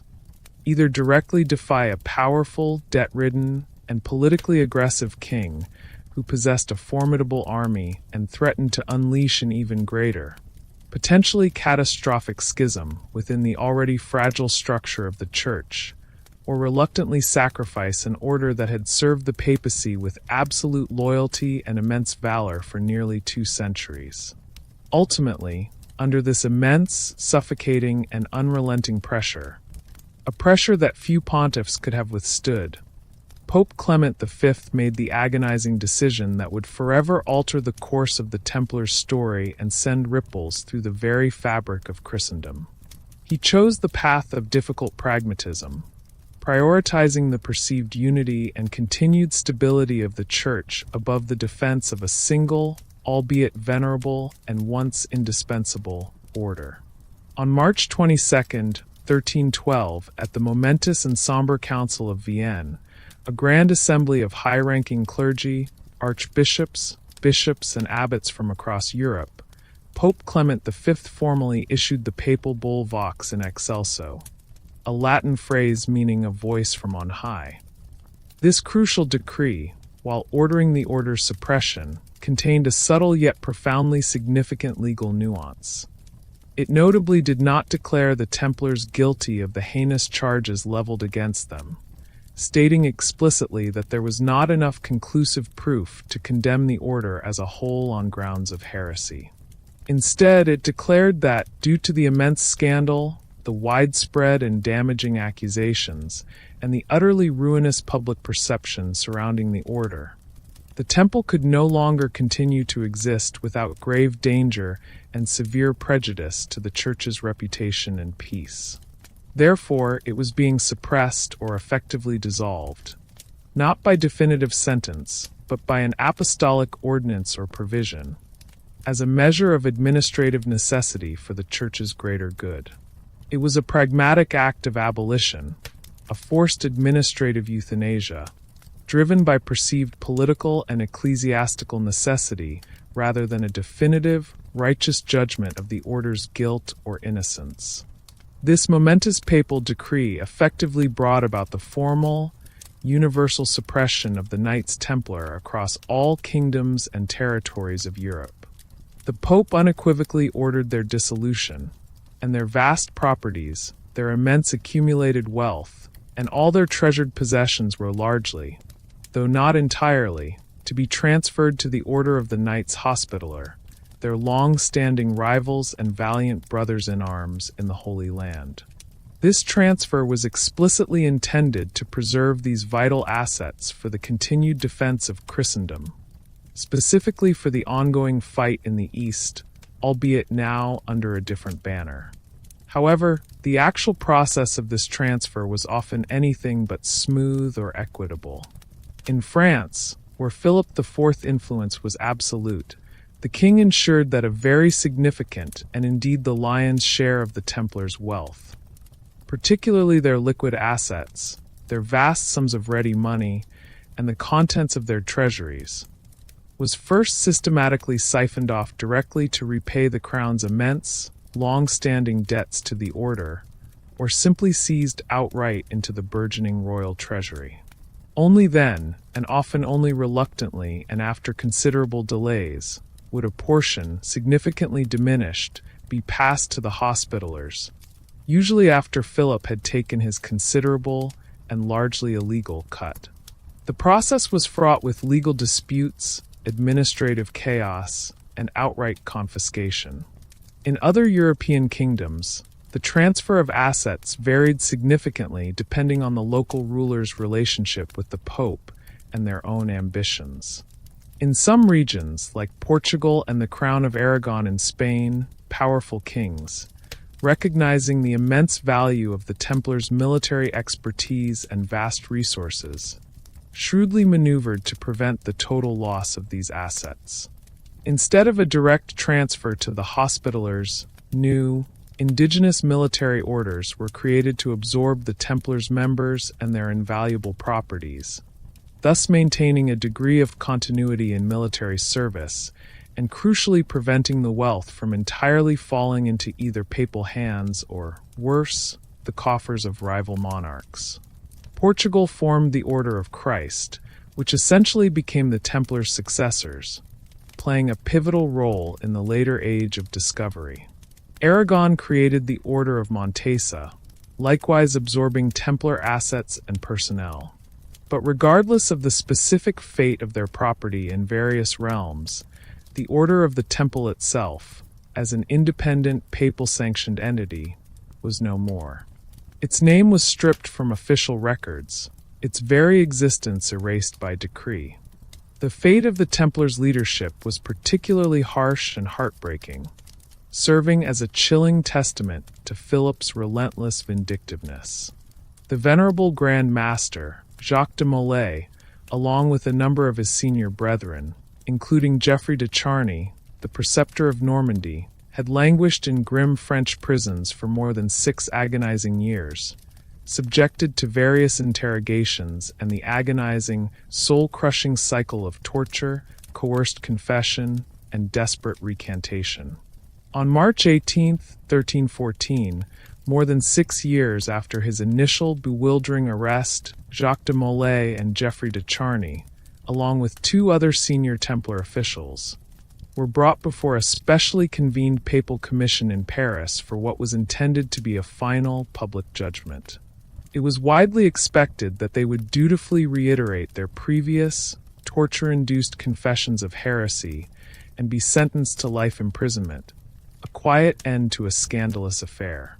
However, in a moment of truly extraordinary courage and profound, unyielding defiance, one that shocked and electrified both the king's confident officials and the presiding papal legates, Jacques de Molay, the aged Grand Master, publicly and unequivocally recanted his forced confession. Standing tall amidst the hushed crowd, his voice resonating with a newfound strength and clarity, he courageously declared that the accusations against the Templars were utterly false, that the order was entirely innocent, and that his own confession had been nothing but the bitter fruit of unbearable duress and torment. He bravely reaffirmed his unwavering belief in Christ and passionately defended the purity and integrity of the order he had led, courageously condemning his own momentary weakness for having succumbed to torture. Geoffrey de Charny, inspired by his Grand Master's valor, immediately followed suit, bravely recanting his own confession and joining Molay in defiance. This dramatic, unexpected public recantation utterly infuriated Philip IV. Such open defiance, especially from figures of such high standing, threatened to unravel his entire meticulously constructed legal and propaganda campaign, exposing the injustice at its core.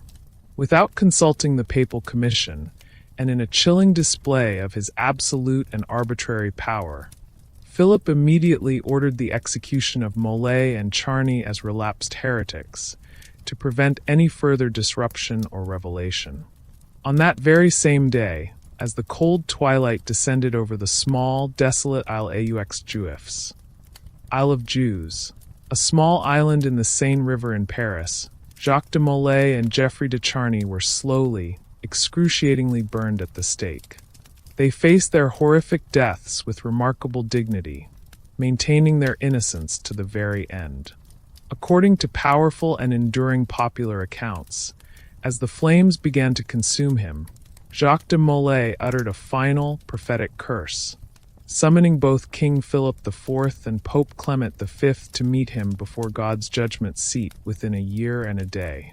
Both indeed died within that time frame, adding a layer of chilling, supernatural resonance to their tragic demise. As the flames consumed their mortal forms, a defining chapter of medieval history tragically closed, bathed in the grim, flickering glow of a pyre, marking the final, physical end of the Knights Templar. The legacy of the Knights Templar is a complex, multifaceted, and remarkably enduring one, far outliving the physical existence of the order itself. In the immediate aftermath, their brutal suppression served as a stark, chilling warning to any powerful institution, whether secular or religious, that might dare to challenge the burgeoning authority of a determined, absolute monarch. It undeniably demonstrated the immense, ruthless power of a centralized state, even over the once unchallengeable authority of the papacy, marking a significant and irreversible shift in the balance of power in medieval Europe. The very method of their destruction, the calculated use of fabricated charges, the systematic application of torture to extract false confessions, and the widespread dissemination of insidious propaganda, set a chilling precedent for future political persecutions, a dark blueprint for tyranny. Yet, their profound legacy extends far beyond their tragic and unjust end. For centuries, the powerful image of the Templar Knight persisted and resonated, a symbol of ultimate spiritual devotion, unwavering courage in the face of insurmountable odds, and tragic, profound injustice. Their dramatic story, their sudden fall from grace, became fertile ground for countless myths and captivating legends, fueling countless tales of hidden treasures that were never recovered, of secret knowledge passed down through clandestine channels, and even of mystical survival through secret societies that allegedly continued their lineage. The sheer, undeniable injustice of their trial and execution cemented their place in the popular imagination not as heretics, but as noble martyrs, victims of greed and tyranny. Historically, their tangible impact was undeniable and far-reaching. They revolutionized medieval finance, creating sophisticated systems of credit and asset management that prefigured modern banking practices and facilitated trade and travel across continents. They were master builders, leaving behind a remarkable network of impressive castles and commanderies whose imposing ruins still stand across Europe and the Middle East, silent testaments to their engineering prowess. They were pioneers in logistics and international organization, managing an efficient, complex empire that spanned continents, moving men, money, and materials with unprecedented precision for their age. And above all, they were formidable warriors. For nearly 200 years, arguably the most disciplined, effective, and feared fighting force in the Crusader states, sacrificing countless lives and endless treasure for their sacred, ultimately lost cause. The immense wealth they amassed, the unparalleled power they wielded, and the very secrecy that for so long had shrouded their inner workings and rituals, ultimately contributed tragically to their catastrophic downfall. Their captivating story stands as a powerful and timeless reminder of how quickly admiration and reverence can turn to envy, how deep-seated trust can transform into insidious suspicion, and how profound strength can be tragically twisted into a fatal vulnerability. especially when ruthless political ambition and desperate economic circumstances combine in a volatile brew. The Knights Templar, once a shining beacon of a noble, crusading ideal, were ultimately extinguished not by the Saracen sword on the dusty plains of the Holy Land, but by the cold, calculated machinations of power and greed within the very Christian courts of Europe. Their forced silence, however, would resonate through the corridors of time, transforming their tragic end into one of history's most compelling and enduring mysteries, a quiet, lingering echo that continues to fascinate and inspire reflection to this very day. As the last embers faded from the pyres of Grand Master Jacques de Molay and Geoffrey de Charny on that somber evening in Paris, a profound silence descended, not just upon the Isle aux Juifs, but symbolically upon the very existence of the Knights Templar themselves. The papal bull Vox in Excelso, issued by Pope Clement V at the Council of Vienne in 1312, had formally declared their suppression, not by definitive judgment of guilt, but by an apostolic ordinance for the perceived good of the Church. Yet the reverberations of this decree, and the brutal events preceding it, sent shockwaves far beyond the borders of France, reshaping the lives of thousands of Templars and irrevocably altering the landscape of medieval power and finance. The fate of individual Templars after the order's dissolution was by no means uniform. It was a complex tapestry woven with threads of varying mercy, continued persecution, and quiet disappearance.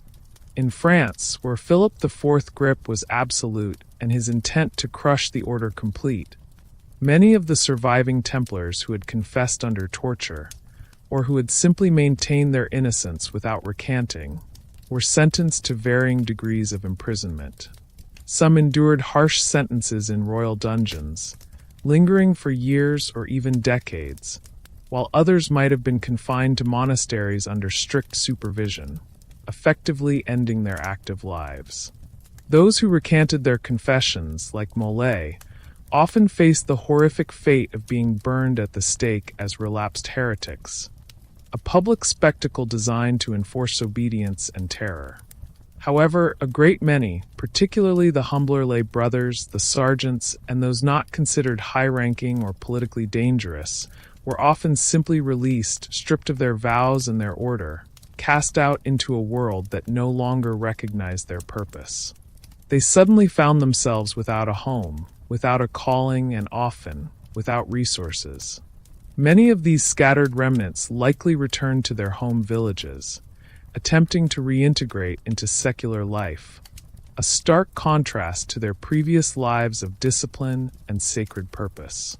Some, perhaps clinging to their spiritual calling, might have quietly joined other monastic orders or sought refuge in remote corners of society, fading from the historical record. The asset transfer realities were even more complex and contentious than the Pope's decree had envisioned. While Vox in Excelso explicitly directed that the vast wealth and properties of the Templars should be transferred to the Order of the Knights Hospitaller, their rival military order, the actual process was a protracted, often corrupt, and deeply frustrating affair. Philip IV, having initiated the arrests and seizures in France, had no intention of simply handing over the immense wealth he had coveted. He systematically looted the Templar treasuries, seized their extensive landholdings, and forced the Hospitallers to pay him enormous costs for the trials and suppression before he would grudgingly release any Templar property. These costs were often extortionate, amounting to a significant portion of the Templars' liquid wealth, effectively filling Philip's depleted coffers. The Hospitallers, while theoretically enriched, often found themselves inheriting dilapidated properties, entangled in endless legal disputes over ownership, and having to pay exorbitant fees to royal treasuries across Europe for the privilege of receiving their new assets. It was a transfer that left them financially burdened and politically entangled. The papal role in the aftermath was largely one of managing the chaotic dissolution and attempting to enforce the transfer of assets as fairly as possible, given the immense political pressures. Pope Clement V dispatched papal legates across Europe to oversee the process. However, his authority, as we discussed, was limited, particularly in France. He tried to ensure that the Templars' vows were transferred to the Hospitallers, meaning former Templars could theoretically join the Hospitallers, but many were reluctant, and the Hospitallers were often hesitant to accept those tainted by accusation or perceived heresy. The papacy essentially found itself in the unenviable position of having sanctioned the destruction of a powerful order, then attempting to manage the messy, self-serving scramble for its assets by European monarchs. The reactions across Europe to the Templars' suppression varied considerably, reflecting the diverse political landscapes and royal ambitions of the time. In England, King Edward II, initially hesitant due to his familial ties to some Templars, eventually succumbed to papal and French pressure, ordering arrests and seizures. However, the English Templars were generally treated less harshly than their French counterparts, often imprisoned in monastic houses rather than systematically tortured, and their assets were more consistently, though not entirely, transferred to the Hospitallers. In the Iberian Peninsula, where the Templars had been vital to the Reconquista, the long struggle against Muslim rule, rulers were much more reluctant to dismantle such a crucial military force. In Portugal, King Dinis negotiated with the Pope to transform the Templars into a new order, the Order of Christ, which famously inherited the Templars' assets, members, and much of their traditions, including their cross. This continuity ensured their continued military contribution, and later, their pivotal role in the Age of Discovery under figures like Henry the Navigator. Similarly, in the Crown of Aragon, the Order of Montesa was created to absorb the Templars, maintaining their presence as defenders of the Christian frontier. In Germany and Italy, the Templars were largely acquitted of the charges, but the papal decree of suppression was still enforced, leading to their quiet dissolution and the transfer of their properties, albeit with less royal interference. These differing outcomes highlight that while the Pope abolished the order, the ultimate fate of its members and wealth was heavily influenced by local power dynamics and political expediency. Beyond the administrative and legal dissolution, there was a profound psychological and spiritual impact on the medieval psyche. The sudden, brutal, and widely publicized destruction of the Knights Templar, an order so revered and so deeply intertwined with the spiritual aspirations of the Crusades, sent a chilling message.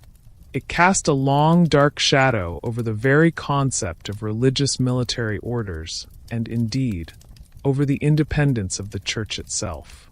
For ordinary people, who had donated to the Templars and believed in their sacred mission, it was a bewildering and deeply unsettling event. It sowed seeds of doubt and fear, raising questions about the trustworthiness of authority, both royal and papal. The image of warrior monks, once heroes, now stood accused of heinous heresies, a betrayal of the highest order that was difficult for many to reconcile. It was out of this fertile ground of confusion, injustice, and the sheer incomprehensibility of such a dramatic downfall that the early stirrings of legend truly began to take hold. The immediate events surrounding Jacques de Molay's execution, particularly his defiant recantation and the chilling account of his curse upon Philip IV and Pope Clement V, resonated deeply and almost immediately became part of popular folklore. The swift deaths of both Philip and Clement within a year of Molay's execution seemed to many like undeniable proof of the curse's potency, lending a mystical, ominous aura to the Templars' end. Whispers of vast, unrecovered Templar treasures, spirited away before the arrests, began to circulate. Tales of secret groups of Templars escaping the purge and continuing their order in hiding, patiently awaiting a future resurgence, also started to emerge. These early legends, fueled by the abruptness of the Order's demise and the perceived injustice of their trials, laid the foundation for the far more elaborate myths and secret societies that would embrace the Templar legacy in the centuries to come. The scattering of their physical presence inadvertently led to a powerful, enduring presence in the realm of myth, a testament to the human need to find a grander, more mysterious explanation for such a devastating and unjust fate. The Knights Templar, though officially silenced, had only just begun their journey into legend, an echo that would resound through history long after their final breath. The physical suppression of the Knights Templar, meticulously detailed in papal bulls and royal decrees, truly marked the end of a powerful historical institution. Yet paradoxically, it was precisely at this moment of official demise that the Order's true enduring life, a life woven from whispers and wonder, truly began. The abruptness of their downfall, the bewildering nature of the accusations against them, the profound injustice of their trials, and the dramatic, defiant death of Grand Master Jacques de Molay, all conspired to create a fertile, almost irresistible ground for the blossoming of myth and the germination of powerful, enduring legends. When official explanations prove insufficient to satisfy the human need for meaning, imagination often steps in to fill the void, crafting narratives that resonate far beyond mere fact. Consider, for a quiet moment, the sheer, unimaginable scale of the Templars' wealth. For nearly 2 centuries, they had been the primary recipients of pious donations from kings, nobles, and common folk across the entirety of Western Europe. Their network of commanderies spanned continents, their treasuries held the financial lifeblood of nations, and their banking operations facilitated vast flows of gold, silver, and precious goods. Then, in one sudden, coordinated swoop, Philip IV's agents descended, seizing what they could. But the questions immediately arose and continue to echo. Could they truly have found everything?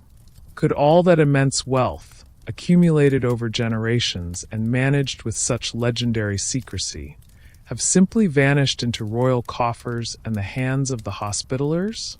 It was this very ambiguity, this lingering doubt, that gave rise to one of the most persistent and captivating Templar legends, the tale of hidden treasures. The idea was simple, yet immensely compelling, that before the fateful arrests of October 1307, the Templars, with their famed efficiency and meticulous planning, had managed to spirit away vast fortunes, sacred relics, or invaluable documents to secret locations, safely beyond the reach of greedy kings and conniving accusers.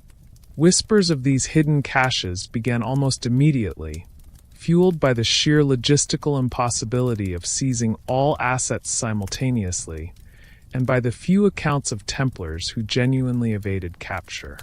These legends placed their rumored treasures in diverse and often romantically mysterious locations. Some tales spoke of the wealth being concealed deep within the ancient, winding tunnels beneath their great castles, like the powerful stronghold of Temple Mount in Jerusalem itself, or within the dark, forgotten vaults of European commanderies. Others pointed to remote, isolated places, far from the watchful eyes of kings. Perhaps no location has captivated the popular imagination more vividly than Rosslyn Chapel in Scotland. This breathtakingly intricate 15th century chapel, with its stunning carvings and alleged Templar symbols, has become, in modern myth, a purported repository of the Order's greatest secrets and treasures.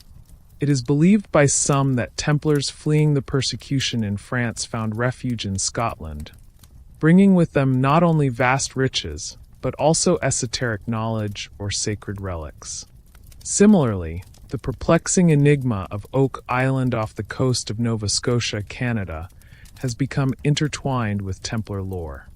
The legendary money pit on Oak Island, with its elaborate and maddeningly complex booby traps and mysterious markings, has been speculatively linked by some enthusiasts to the Templars, who are believed to have buried their treasures there, a far-flung and seemingly impossible destination for medieval Europeans, yet one that adds to the allure of the unknown.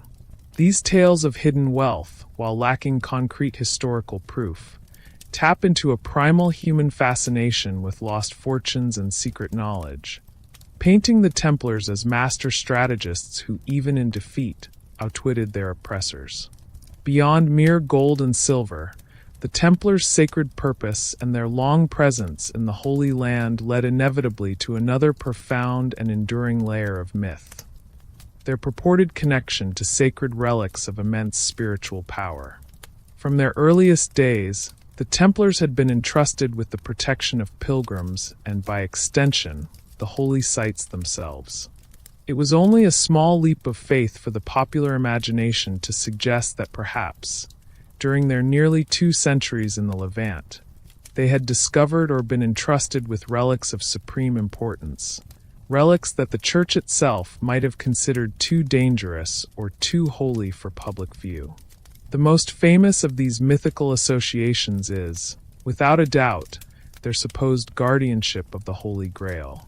While the Grail legend predates the Templars in its earliest forms, often appearing in Arthurian romances, the Order's image as knightly protectors of a sacred spiritual quest made them a perfect fit for later versions of the myth. The idea emerged that the Templars were not merely protectors of pilgrims, but the secret guardians of the Grail itself, whether a chalice, a bloodline, or a profound spiritual truth. Similarly, tales began to circulate about their possession of the Ark of the Covenant or other artifacts from the Temple of Solomon in Jerusalem, a site where they famously had their first headquarters. Their very name, Knights of the Temple of Solomon, fueled this connection, suggesting they had discovered ancient secrets or sacred objects during their tenancy on that hallowed ground. These legends imbued the Templars with an almost mystical aura, transforming them from mere warriors into the custodians of humanity's most profound spiritual mysteries. Perhaps the most potent and widespread legend, stemming directly from the injustice of their dissolution, is the idea of the Templars' secret survival and continuity. For many, it seemed inconceivable that an order so powerful, so devout, and so deeply embedded in the fabric of Europe could simply vanish overnight, completely annihilated by a single papal decree and a king's ambition. The narrative of a tragic, unjust end naturally gives rise to the hope, or the belief, that the victims found a way to endure, to preserve their lineage and their knowledge. Tales began to circulate almost immediately that key Templars had managed to evade capture on that fateful Friday the 13th, or that they had been spirited away by loyal sympathizers. These escapees, it was whispered, went underground, forming secret cells that maintained the Order's traditions, its knowledge, and its ultimate goals in clandestine defiance. This myth of secret survival became particularly powerful in regions where the Templars were less brutally suppressed, such as Scotland and Portugal, lending a degree of historical plausibility to the idea of a continued lineage. The Order of Christ in Portugal, which literally absorbed the Templars' members and assets, and whose cross remains eerily similar to the Templar emblem, is often cited as a direct, albeit disguised, continuation of the order. The very existence of this successor order, formally sanctioned by the papacy, allowed the idea of Templar continuity to flourish within the bounds of historical reality, blurring the lines between fact and a romanticized continuation. At a deeper level, the proliferation of these myths and legends speaks to a fundamental psychological need for enduring narratives. In a world that often presents harsh, unjust realities, there is a profound human desire for justice, for a sense of hidden order, or for a romanticized alternative to a brutal historical truth. The Templars, through their dramatic fall, became archetypal figures, martyrs of an unjust system, guardians of ancient secrets, heroes who transcended their earthly demise. Their story became a canvas onto which generations could project their own desires for heroic virtue, hidden knowledge, and the ultimate triumph of justice over tyranny. The secrecy surrounding their initiation rites, the lack of full public understanding of their financial operations, and the sudden, mysterious nature of their suppression all contributed to a fertile environment for speculation, allowing the human imagination to weave narratives far grander and more compelling than simple historical fact. And so, even as the last historical Templars faded from memory, incarcerated or quietly reintegrated into society, their spiritual and mythical presence began to ascend. The injustice of their demise fueled a potent wave of romanticism, transforming a powerful military and financial order into a symbol of enduring mystery. The whispers of eternity, the allure of unseen legacies, began to echo through the centuries, ensuring that the Knights Templar, though silenced by decree, would never truly be forgotten, forever residing in the captivating realm where history and legend gracefully intertwine. As the actual historical figures of the Knights Templar faded into the annals of the 14th century, their legacy, fueled by the very injustice of their demise and the tantalizing whispers of hidden truths, began to undergo a remarkable metamorphosis. The myths and legends that sprouted in the immediate wake of their dissolution were not static. They evolved, deepened, and intertwined with other currents of thought and popular fascination, culminating in the Templars' pervasive presence in our modern imagination, from secret societies to the grand canvases of literature and the silver screen. One of the most enduring and widely discussed connections in this realm of modern imagination is the purported link between the Knights Templar and Freemasonry. While historical scholars generally find no direct, unbroken lineage between the medieval Templars and the origins of Freemasonry, which arose much later in the late 17th and early 18th centuries, the symbolic and spiritual connection is undeniable within certain Masonic traditions. Many Masonic lodges, particularly those in the York Rite and some forms of Scottish Rite, incorporate degrees that explicitly reference or are inspired by the Knights Templar. The Masonic Knights Templar degree, for instance, is one of the highest orders in some Masonic systems, inviting members to symbolically reenact the virtues and quests attributed to the historical order. This connection emphasizes themes of chivalry, moral courage, the defense of faith, and the pursuit of hidden knowledge, qualities that resonate deeply with the idealized image of the medieval Templars. For Freemasons, the Templars represent a powerful archetype, a spiritual lineage, rather than a direct historical continuation, symbolizing a commitment to noble ideals and esoteric wisdom passed down through generations. This adoption by Freemasonry significantly amplified the Templars' mystique, lending an air of ancient, hidden wisdom to their story. Beyond Freemasonry, numerous other secret societies and occult movements have, over the centuries, claimed a direct Templar lineage or drawn profound inspiration from their enigmatic history. These groups, often emerging in periods of social or intellectual ferment, found in the Templars a perfect symbol, a powerful, persecuted brotherhood associated with ancient secrets, immense wealth, and a dramatic, unjust end. From Rosicrucian groups in the Renaissance to various esoteric fraternities in the 19th and 20th centuries, the allure of the Templar name, with its promise of hidden knowledge and a defiant, surviving spirit, proved irresistible. These groups often embellished the historical narrative with esoteric interpretations, mystical rituals, and claims of inheriting a profound, ancient wisdom that was supposedly safeguarded by the original order. While their claims of direct lineage remain unsubstantiated by mainstream historical research, their embrace of Templar symbolism and narrative deeply ingrained the order's story within the broader landscape of Western esotericism. The dramatic narrative of the Templars' rise and fall proved equally compelling to storytellers. Their presence in literature has been constant and evolving, adapting to the prevailing tastes and intellectual currents of different eras. In the medieval period itself, their legends began to circulate. Later, during the Romantic era, their image as tragic heroes and victims of injustice gained significant traction. Sir Walter Scott's seminal novel, Ivanhoe, 1819, arguably did more than any historical text to popularize the image of the villainous, arrogant Templar knight, Brian de Bois Guilbert, contrasting him with the noble Saxon hero.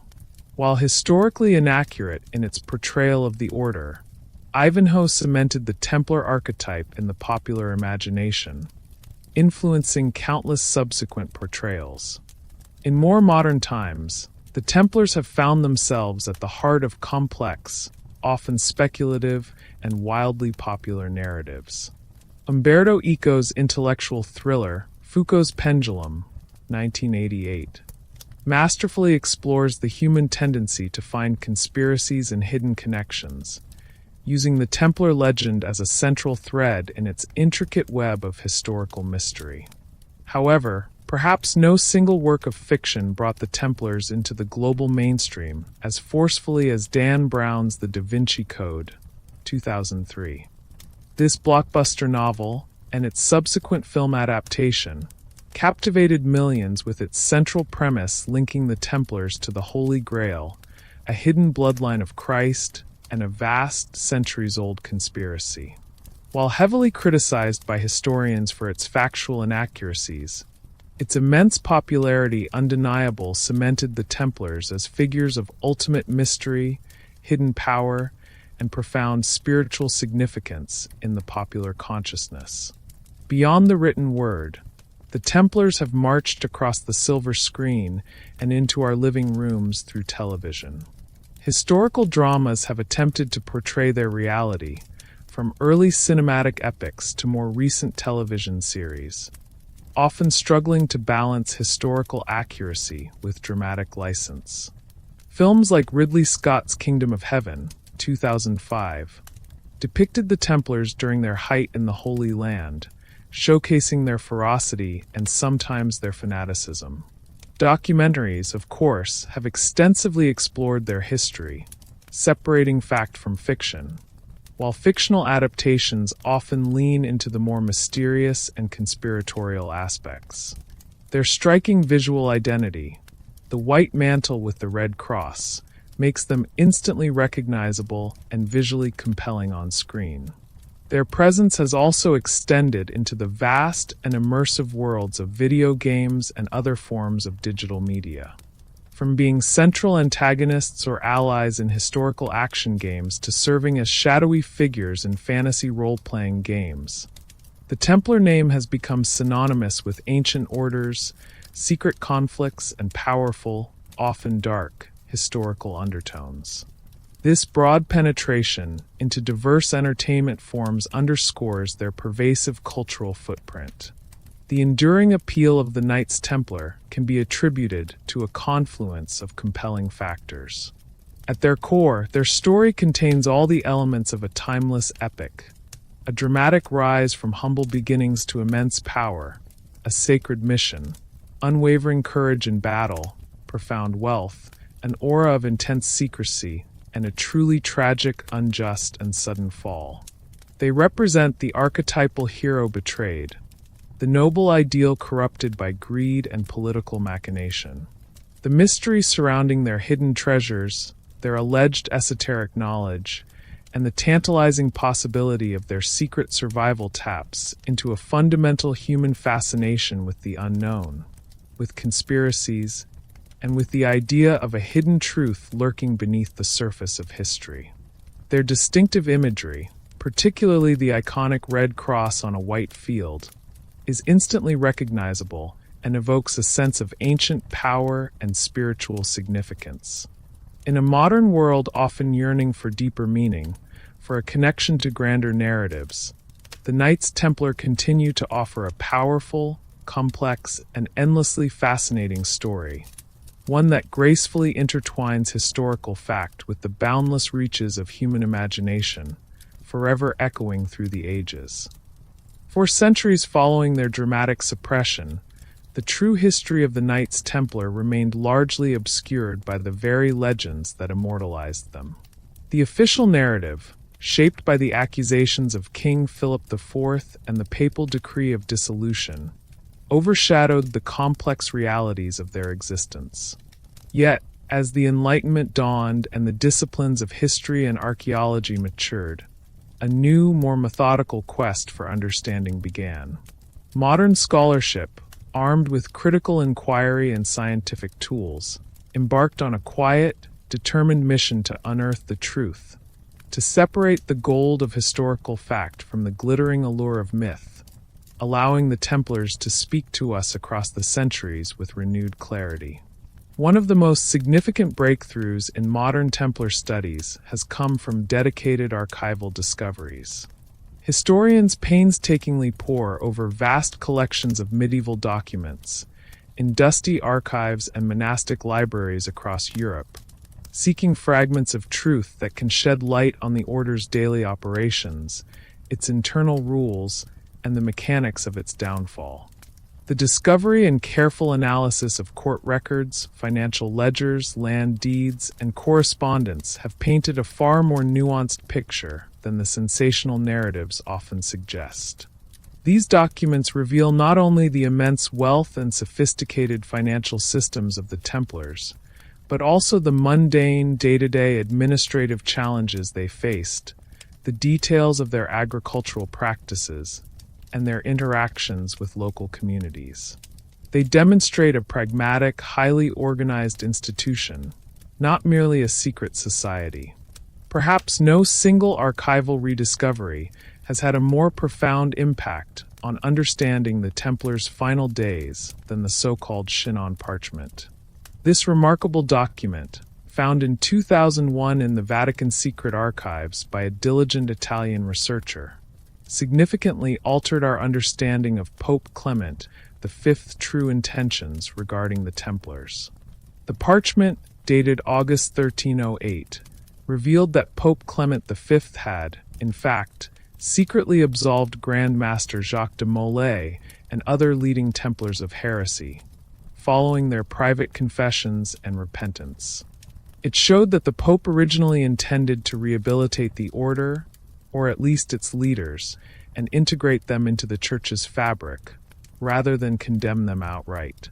This document powerfully illustrates the immense political pressure Philip IV exerted on the papacy, forcing Clement to override his own inclinations and ultimately issue the Vox in Excelso decree, which dissolved the order out of pragmatism and fear of scandal, rather than a firm belief in their guilt.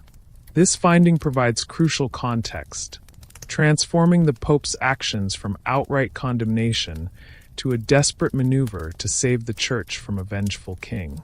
Parallel to archival research, archaeological findings have provided invaluable tangible evidence of the Templars' lives and operations. Excavations at their former strongholds, particularly in the Holy Land, have brought their formidable military presence to life. Sites like the Crusader city of Acre, where the Templars made their final stand, have yielded astonishing insights. Archaeologists have uncovered the remains of their massive fortress temple complex within the city, revealing layers of fortifications, subterranean tunnels, and living quarters. These digs provide a physical dimension to their relentless defense and their final moments. Similarly, the powerful coastal fortress of Chastel Pellerin, Athlet, one of the Templars' most impressive and well-preserved castles, continues to reveal details about their advanced military architecture, their logistical capabilities, and the daily lives of the knights who garrison these formidable structures. Excavations at inland castles such as Safed and Tortosa, Tartus, also continue to inform our understanding of their defensive network and their strategic importance. Beyond the Holy Land, archaeological investigations in Europe have also been illuminating. Digs at former Templar commanderies across France, England, Portugal, and Spain have unearthed the foundations of their chapels, dormitories, and agricultural buildings. These findings reveal their role as substantial landowners and economic powerhouses, managing vast estates, developing sophisticated irrigation systems, and pioneering agricultural techniques. Artifacts recovered from these sites, fragments of their distinctive pottery, remnants of their simple clothing, pieces of their weaponry, seals used to authenticate documents, and even mundane tools, offer intimate glimpses into their ascetic daily routines, their administrative practices, and their interactions with the secular world. These material remains humanize the Templars, allowing us to see them not just as legendary figures, but as real people living out their vows in a complex medieval society. Furthermore, forensic and scientific analysis increasingly contributes to our understanding. Techniques like carbon dating can precisely date artifacts and structures, providing concrete timelines. Material analysis of metals can reveal the origins of their weaponry or armor, suggesting trade routes and manufacturing processes. These scientific methods help to corroborate or challenge historical texts, adding a layer of objective evidence to the often subjective interpretations of the past. The careful examination of human remains, where available, can offer insights into their diet, health, and even the types of injuries they sustained in battle, further painting a vivid picture of their arduous lives. Modern scholarship's greatest strength lies in its commitment to separating fact from fiction, while still appreciating the powerful cultural significance of the myths. Historians, archaeologists, and other researchers do not dismiss the legends outright. Rather, they analyze why these legends emerged, what psychological or cultural needs they fulfilled, and how they evolved over time. By meticulously cross-referencing archival documents, archaeological evidence, and contemporary accounts, scholars strive to reconstruct the most accurate possible picture of the Knights Templar, allowing their true historical importance to shine through, unembellished by later fabrication. They patiently explain that while the Templars were a fascinating and powerful order, the stories of hidden holy grails, direct Masonic lineages, or vast global conspiracies are products of later imaginations, often reflective of the periods in which they emerged rather than the historical reality of the 13th century. The pursuit of this truth is an ongoing research endeavor. New discoveries are still being made, old documents are being re-examined with fresh eyes, and new technologies are providing unprecedented analytical capabilities. The Knights Templar continue to be a vibrant field of study, perpetually offering new insights into medieval society, military history, religious devotion, and the complex interplay of power and justice. Modern scholarship ensures that their story, in its factual richness and human complexity, continues to be explored, understood, and debated, keeping their memory alive, not just as figures of myth, but as vital actors in the grand tapestry of human history. As our long, reflective journey through the captivating saga of the Knights Templar draws to its close, we are left not merely with a collection of historical facts or intriguing legends, but with a powerful, enduring narrative that resonates deeply within the human experience. Their story, spanning nearly 2 centuries of fervent dedication and culminating in a dramatic, unjust downfall, offers profound lessons that echo far beyond the medieval age, inviting us to contemplate timeless themes of faith, power, justice, and the delicate balance between purpose and vulnerability. At the very core of the Templars being lay faith and unwavering devotion. Born from an intense spiritual fervor to protect Christian pilgrims in a distant, dangerous land, their lives were a testament to radical piety and self-sacrifice. They embraced a monastic rule, dedicating themselves to poverty, chastity, and obedience, yet combined it with the brutal realities of warfare. This unique blend of spiritual asceticism and martial prowess made them powerful, revered, and seemingly invincible. Their commitment to their cause, often fighting to the last man, truly defined them. Their story reminds us of the extraordinary lengths to which human beings will go, and the immense structures they can build, when driven by a profound and collective belief, a shared purpose that transcends individual lives. Yet, woven into this tapestry of devotion is the inescapable thread of power and its inherent vulnerabilities. The Templars' success, their immense wealth, and their independent authority, a privilege granted by the papacy, ultimately became a double-edged sword. Their financial acumen, which allowed them to become the bankers of kings and popes, while incredibly useful, simultaneously made them objects of envy and suspicion. Their vast landholdings and network of castles, symbols of their strength, also made them a conspicuous and tempting target. The Templars, designed to be an instrument of the Church, inadvertently grew into an entity so powerful that it challenged the rising tide of centralized national monarchies. Their story underscores a timeless caution. Immense power, even when wielded for seemingly noble ends, can attract covetous eyes and sow the seeds of its own destruction, particularly when it operates outside the established, evolving structures of state authority. The narrative of their dissolution is a stark and painful reminder of justice and profound injustice.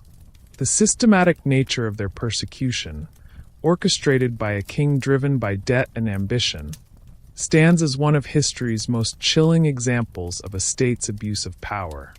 The fabrication of outlandish charges, the systematic application of torture to extract false confessions, and the cynical manipulation of legal and ecclesiastical processes to achieve a predetermined outcome. These elements expose the fragility of justice when confronted by absolute power and political expediency. The image of Jacques de Molay, Grand Master of an order that had served Christendom for 2 centuries, dying defiant on the pyre, remains a searing symbol of judicial murder and enduring martyrdom. The Templars' saga compels us to reflect on the eternal struggle for fairness, due process, and the dangers of unchecked authority, reminding us that even the most revered institutions can fall prey to the machinations of power. Their reliance on secrecy, while initially a practical necessity for a military monastic order operating on the fringes of Christendom and managing sensitive financial dealings, ultimately became a fatal vulnerability. The Templars' internal rituals, their disciplined chain of command, and their often opaque financial dealings, once seen as strengths that fostered cohesion and efficiency, were easily twisted into evidence of sinister conspiracies when their enemies sought to demonize them. The unknown becomes a canvas for fear and suspicion, allowing rumor to fester and wild accusations to take root. Their experience serves as a powerful cautionary tale about the perils of excessive secrecy in a world hungry for simple explanations, even if those explanations are entirely fabricated. Furthermore, the Templars' story illuminates the crucial interplay between adaptability and anachronism. For a long period, they were remarkably adaptable, pioneering financial systems, military tactics, and logistical networks that were far ahead of their time. They were perfectly suited for the era of the Crusades, embodying its spiritual zeal and military demands. However, when the Crusader states fell, and the political landscape of Europe began to transform with the rise of powerful national monarchies, the Templars, designed for a specific purpose in a specific time, found themselves increasingly out of sync. They became anachronistic, a relic of a past era, clinging to an independent power structure that no longer fit the emerging political order. Their inability, or perhaps their refusal, to fundamentally adapt their core identity and structure to this changing world, contributed to their ultimate demise. And perhaps most captivatingly, the Knights Templars' enduring legacy lies in their powerful paradoxical nature. They were historical figures, men of flesh and blood, who lived, fought, and died in a specific medieval context. Yet, through their dramatic fall, They transcended mere history to become powerful figures of myth and legend. They are simultaneously the most meticulously documented and the most shrouded in mystery. They represent the ultimate hero and the ultimate victim. This captivating duality, the historical truth blending seamlessly with the boundless human imagination, is why their story continues to captivate us. The whispers of hidden treasures, secret societies, and ancient wisdom speak not just of the Templars, but of our own eternal human fascination with what lies beneath the surface, with a grander narrative beyond the mundane. As we bring this extensive narration to its quiet conclusion, let us reflect on the enduring echo of the Knights Templar. Their tale is a testament to the heights of human devotion and courage, to the complexities of power, and to the tragic consequences of ambition and injustice. They remind us that history is not merely a collection of dates and events, but a living narrative, filled with profound lessons and haunting mysteries that continue to resonate through the centuries, inviting us to listen, to learn, and to wonder. The white mantle with the red cross, once a symbol of earthly might, now floats eternally in the realm of collective memory, a silent yet powerful testament to a chapter of humanity's story that, despite its ending, will forever refuse to be truly forgotten.